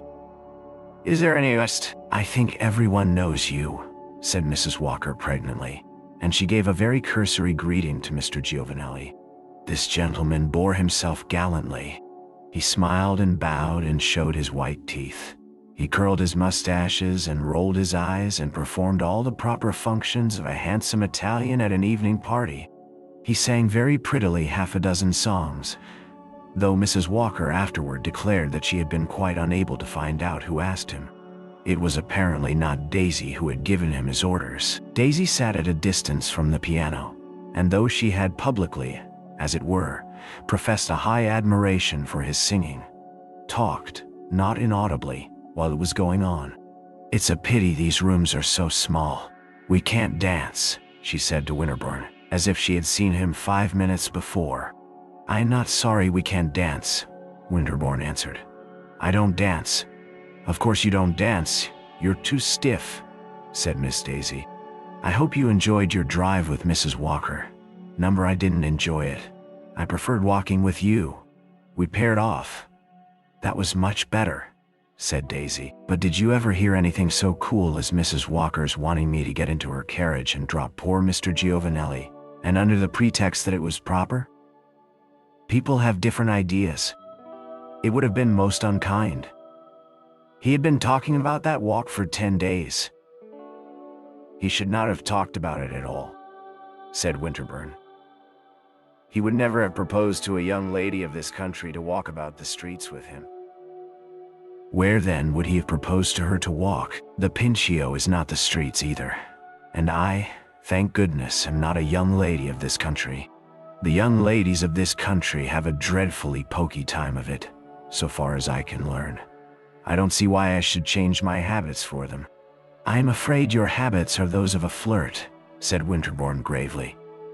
"Of course they are," she cried, giving him her little smiling stare again. "I'm a fearful, frightful flirt. Did you ever hear of a nice girl that was not? But I suppose you will tell me now that I am not a nice girl." "You're a very nice girl. But I wish you would flirt with me, and me only," said Winterbourne. Thank you very much. You are the last man I should think of flirting with. As I have had the pleasure of informing you, you are too stiff." "You say that too often," said Winterbourne. Daisy gave a delighted laugh. "If I could have the sweet hope of making you angry, I should say it again. Don't do that. When I am angry, I'm stiffer than ever. But if you won't flirt with me, do cease, at least, to flirt with your friend at the piano. They don't understand that sort of thing here." "I thought they understood nothing else," exclaimed Daisy. "Not in young unmarried women. It seems to me much more proper in young unmarried women than in old married ones," Daisy declared. "Well," said Winterbourne, "when you deal with natives, you must go by the custom of the place. Flirting is a purely American custom. It doesn't exist here. So when you show yourself in public with Mr. Giovanelli, and without your mother—" "Gracious, poor mother," interposed Daisy. "Though you may be flirting, Mr. Giovanelli is not. He means something else. He isn't preaching, at any rate," said Daisy with vivacity. "And if you want very much to know, we are neither of us flirting. We are too good friends for that. We are very intimate friends." "Ah," rejoined Winterbourne, "if you are in love with each other, it is another affair." She had allowed him up to this point to talk so frankly that he had no expectation of shocking her by this ejaculation. But she immediately got up, blushing visibly, and leaving him to exclaim mentally that little American flirts were the queerest creatures in the world. "Mr. Giovanelli, at least," she said, giving her interlocutor a single glance, "never says such very disagreeable things to me." Winterbourne was bewildered. He stood, staring. Mr. Giovanelli had finished singing. He left the piano and came over to Daisy. "Won't you come into the other room and have some tea?" he asked, bending before her with his ornamental smile. Daisy turned to Winterbourne, beginning to smile again. He was still more perplexed, for this inconsequent smile made nothing clear, though it seemed to prove, indeed, that she had a sweetness and softness that reverted instinctively to the pardon of offenses. "It has never occurred to Mr. Winterbourne to offer me any tea," she said with her little tormenting manner. "I have offered you advice," Winterbourne rejoined. "I prefer weak tea," cried Daisy, and she went off with the brilliant Giovanelli.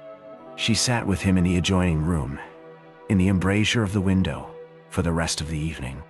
There was an interesting performance at the piano, but neither of these young people gave heed to it. When Daisy came to take leave of Mrs. Walker, this lady conscientiously repaired the weakness of which she had been guilty at the moment of the young girl's arrival. She turned her back straight upon Miss Miller, and left her to depart with what grace she might. Winterbourne was standing near the door. He saw it all. Daisy turned very pale and looked at her mother, but Mrs. Miller was humbly unconscious of any violation of the usual social forms. She appeared, indeed, to have felt an incongruous impulse to draw attention to her own striking observance of them. "Good night, Mrs. Walker," she said, we've had a beautiful evening. You see, if I let Daisy come to parties without me, I don't want her to go away without me." Daisy turned away, looking with a pale, grave face at the circle near the door. Winterbourne saw that, for the first moment, she was too much shocked and puzzled even for indignation. He, on his side, was greatly touched. "That was very cruel," he said to Mrs. Walker. "She never enters my drawing room again," replied his hostess. Since Winterbourne was not to meet her in Mrs. Walker's drawing room, he went as often as possible to Mrs. Miller's hotel. The ladies were rarely at home, but when he found them, the devoted Giovanelli was always present. Very often the brilliant little Roman was in the drawing room with Daisy alone, Mrs. Miller being apparently constantly of the opinion that discretion is the better part of surveillance. Winterbourne noted, at first with surprise, that Daisy on these occasions was never embarrassed or annoyed by his own entrance, but he very presently began to feel that she had no more surprises for him. The unexpected in her behavior was the only thing to expect. She showed no displeasure at her tête-à-tête with Giovanelli being interrupted. She could chatter as freshly and freely with two gentlemen as with one. There was always, in her conversation, the same odd mixture of audacity and puerility. Winterbourne remarked to himself that if she was seriously interested in Giovanelli, it was very singular that she should not take more trouble to preserve the sanctity of their interviews, and he liked her the more for her innocent-looking indifference and her apparently inexhaustible good humor. He could hardly have said why, but she seemed to him a girl who would never be jealous. At the risk of exciting a somewhat derisive smile on the reader's part, I may affirm that with regard to the women who had hitherto interested him, it very often seemed to Winterbourne among the possibilities that, given certain contingencies, he should be afraid, literally afraid of these ladies. He had a pleasant sense that he should never be afraid of Daisy Miller. It must be added that this sentiment was not altogether flattering to Daisy. It was part of his conviction, or rather of his apprehension, that she would prove a very light young person. But she was evidently very much interested in Giovanelli. She looked at him whenever he spoke. She was perpetually telling him to do this and to do that. She was constantly chaffing and abusing him. She appeared completely to have forgotten that Winterbourne had said anything to displease her at Mrs. Walker's little party. One Sunday afternoon, having gone to St. Peter's with his aunt, Winterbourne perceived Daisy strolling about the great church in company with the inevitable Giovanelli. Presently, he pointed out the young girl and her cavalier to Mrs. Costello. This lady looked at them a moment through her eyeglass, and then she said, "That's what makes you so pensive in these days, eh?" "I had not the least idea I was pensive," said the young man. "You are very much preoccupied. You are thinking of something." "And what is it?" he asked, "that you accuse me of thinking of?" "Of that young lady's, Miss Baker's, Miss Chandler's, what's her name? Miss Miller's intrigue with that little barber's block." "Do you call it an intrigue?" Winterbourne asked. "An affair that goes on with such peculiar publicity?" "That's their folly," said Mrs. Costello. "It's not their merit. No I don't believe that there is anything to be called an intrigue. I have heard a dozen people speak of it. They say she is quite carried away by him. They are certainly very intimate," said Winterbourne. Mrs. Costello inspected the young couple again with her optical instrument. "He is very handsome. One easily sees how it is. She thinks him the most elegant man in the world, the finest gentleman. She has never seen anything like him. He is better even than the courier. It was the courier probably who introduced him. And if he succeeds in marrying the young lady, the courier will come in for a magnificent commission." "I don't believe she thinks of marrying him," said Winterbourne. "And I don't believe he hopes to marry her. You may be very sure she thinks of nothing. She goes on from day to day, from hour to hour, as they did in the Golden Age. I can imagine nothing more vulgar. And at the same time," added Mrs. Costello, "depend upon it that she may tell you any moment that she is engaged." "Who is Giovanelli?" "The little Italian." I have asked questions about him and learned something. He is apparently a perfectly respectable little man. I believe he is, in a small way, a cavaliere avvocato. But he doesn't move in what are called the first circles. I think it is really not absolutely impossible that the courier introduced him. He is evidently immensely charmed with Miss Miller. If she thinks him the finest gentleman in the world, he, on his side, has never found himself in personal contact with such splendor, such opulence, such expensiveness as this young lady's. And then she must seem to him wonderfully pretty and interesting. I rather doubt that he dreams of marrying her. That must appear to him too impossible a piece of luck. He has nothing but his handsome face to offer, and there is a substantial Mr. Miller in that mysterious land of dollars. Giovanelli knows that he hasn't a title to offer. If he were only a count or a marquise, he must wonder at his luck, at the way they have taken him up. He accounts for it by his handsome face and thinks Miss Miller a young lady qui se passes fantaisie, said Mrs. Costello. It is very true, Winterbourne pursued, that Daisy and her mamma have not yet risen to that stage of what shall I call it? Of culture, at which the idea of catching a count or a marquise begins. I believe that they are intellectually incapable of that conception. Ah, but the avocado can't believe it, said Mrs. Costello. Of the observation excited by Daisy's intrigue, Winterbourne gathered that day at St. Peter's sufficient evidence. A dozen of the American colonists in Rome came to talk with Mrs. Costello, who sat on a little portable stool at the base of one of the great pilasters. The Vesper service was going forward in splendid... No, Winterbourne was not pleased with what he heard, but when, coming out upon the great steps of the church, he saw Daisy, who had emerged before him, get into an open cab with her accomplice and roll away through the cynical streets of Rome, he could not deny to himself that she was going very far indeed.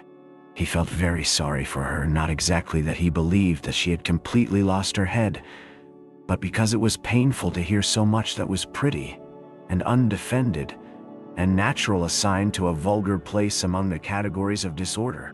He made an attempt after this to give a hint to Mrs. Miller. He met one day in the Corso a friend, a tourist like himself, who had just come out of the Doria Palace, where he had been walking through the beautiful gallery.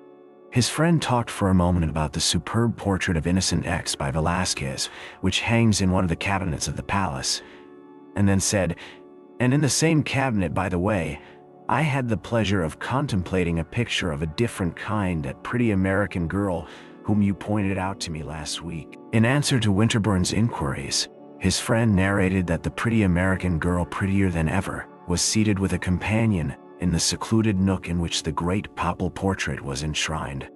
"Who was her companion?" asked Winterbourne. "A little Italian with a bouquet in his buttonhole. The girl is delightfully pretty, but I thought I understood from you the other day that she was a young lady du meilleur monde."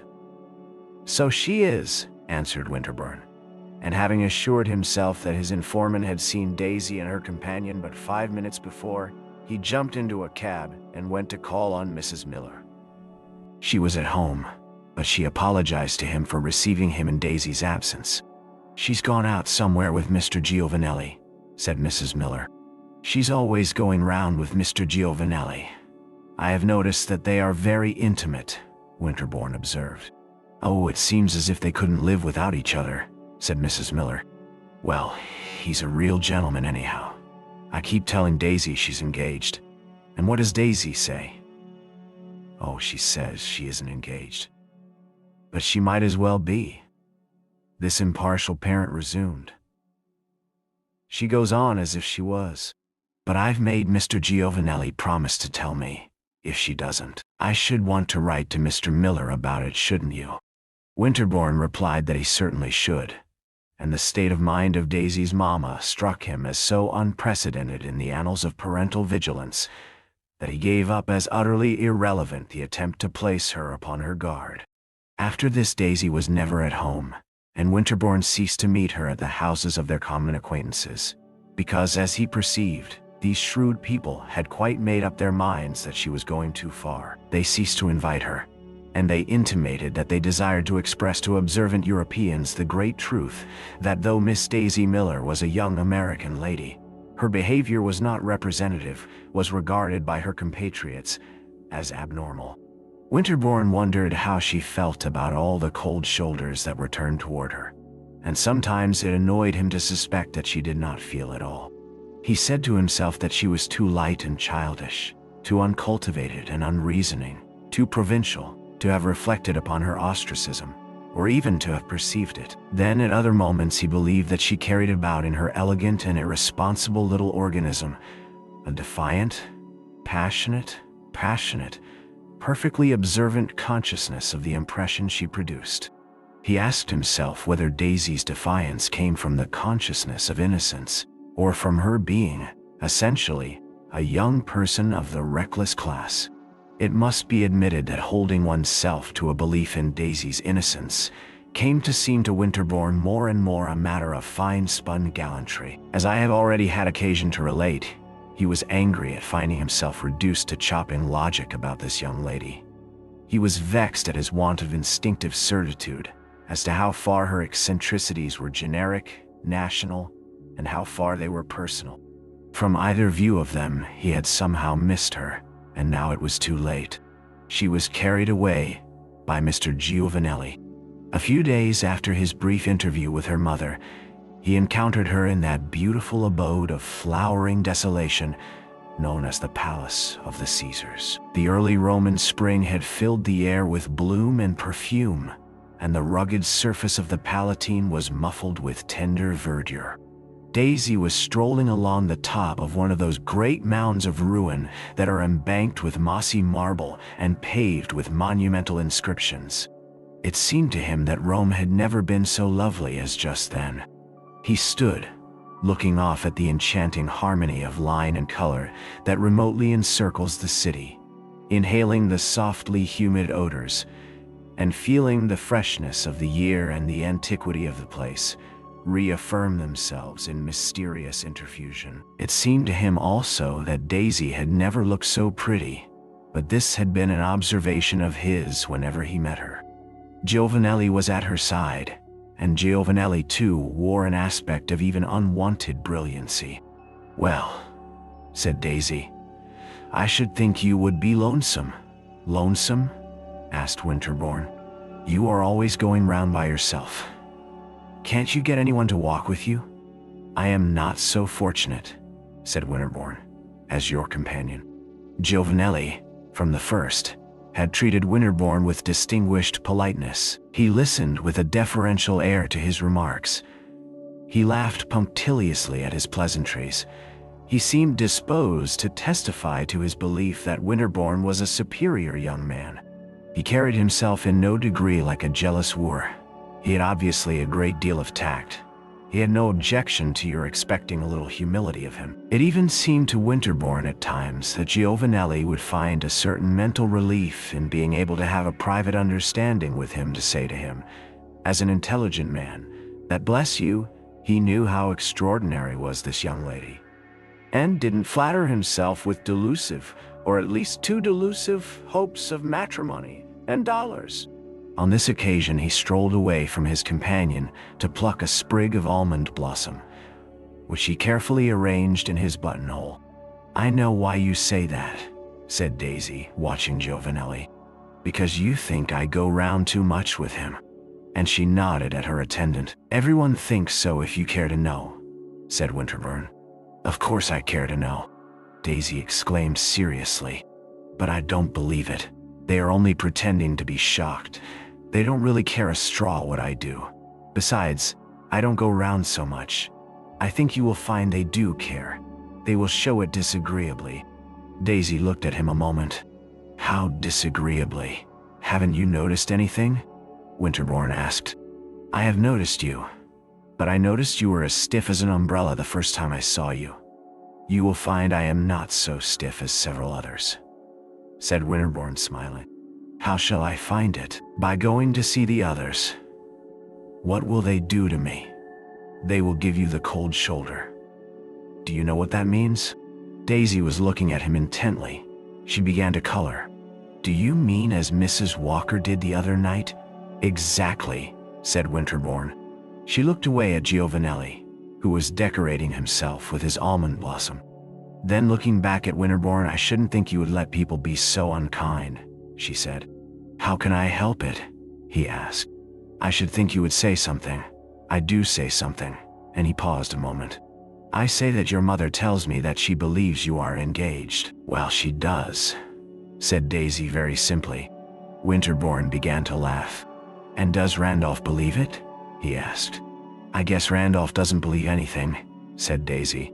Randolph's skepticism excited Winterbourne to further hilarity, and he observed that Giovanelli was coming back to them. Daisy, observing it too, addressed herself again to her countryman. "Since you have mentioned it," she said, "I am engaged." Winterbourne looked at her. He had stopped laughing. "You don't believe?" she added. He was silent a moment, and then, "Yes, I believe it," he said. "Oh no, you don't," she answered. "Well, then I am not." The young girl and her cicerone were on their way to the gate of the enclosure, so that Winterbourne, who had but lately entered, presently took leave of them. A week afterward he went to dine at a beautiful villa on the Calian Hill, and on arriving, dismissed his hired vehicle. The evening was charming, and he promised himself the satisfaction of walking home beneath the Arch of Constantine and past the vaguely lighted monuments of the Forum. There was a waning moon in the sky, and her radiance was not brilliant, but she was veiled in a thin cloud curtain which seemed to diffuse and equalize it. When, on his return from the villa, it was 11 o'clock, Winterbourne approached the dusky circle of the Colosseum. It recurred to him, as a lover of the picturesque, that the interior, in the pale moonshine, would be well worth a glance. He turned aside and walked to one of the empty arches, near which, as he observed, an open carriage, one of the little Roman street cabs, was stationed. Then he passed in, among the cavernous shadows of the great structure, and emerged upon the clear and silent arena. The place had never seemed to him more impressive. One half of the gigantic circus was in deep shade. The other was sleeping in the luminous dusk. As he stood there, he began to murmur Byron's famous lines, out of Manfred. But before he had finished his quotation, he remembered that if nocturnal meditations in the Colosseum are recommended by the poets, they are deprecated by the doctors. The historic atmosphere was there, certainly, but the historic atmosphere, scientifically considered, was no better than a villainous miasma. Winterbourne walked to the middle of the arena, to take a more general glance, intending thereafter to make a hasty retreat. The great cross in the center was covered with shadow. It was only as he drew near it that he made it out distinctly. Then he saw that two persons were stationed upon the low steps which formed its base. One of these was a woman, seated. Her companion was standing in front of her. Presently, the sound of the woman's voice came to him distinctly in the warm night air. "Well, he looks at us as one of the old lions or tigers may have looked at the Christian martyrs." These were the words he heard, in the familiar accent of Miss Daisy Miller. "Let us hope he is not very hungry," responded the ingenious Giovanelli. "He will have to take me first. You will serve for dessert." Winterbourne stopped, with a sort of horror, and, it must be added, with a sort of relief. It was as if a sudden illumination had been flashed upon the ambiguity of Daisy's behavior, and the riddle had become easy to read. She was a young lady whom a gentleman need no longer be at pains to respect. He stood there, looking at her companion, and not reflecting that though he saw them vaguely, he himself must have been more brightly visible. He felt angry with himself that he had bothered so much about the right way of regarding Miss Daisy Miller. Then, as he was going to advance again, he checked himself, not from the fear that he was doing her injustice, but from a sense of the danger of appearing unbecomingly exhilarated by this sudden revulsion from cautious criticism. He turned away toward the entrance of the place, but, as he did so, he heard Daisy speak again. "Why, it was Mr. Winterbourne. He saw me and he cuts me." What a clever little reprobate she was, and how smartly she played at injured innocence. But he wouldn't cut her. Winterbourne came forward again and went toward the great cross. Daisy had got up. Giovanelli lifted his hat. Winterbourne had now begun to think simply of the craziness, from a sanitary point of view, of a delicate young girl lounging away the evening in this nest of malaria. What if she were a clever little reprobate? That was no reason for her dying of the perniciosa. "How long have you been here?" he asked almost brutally. Daisy, lovely in the flattering moonlight, looked at him a moment. "Then all the evening," she answered gently.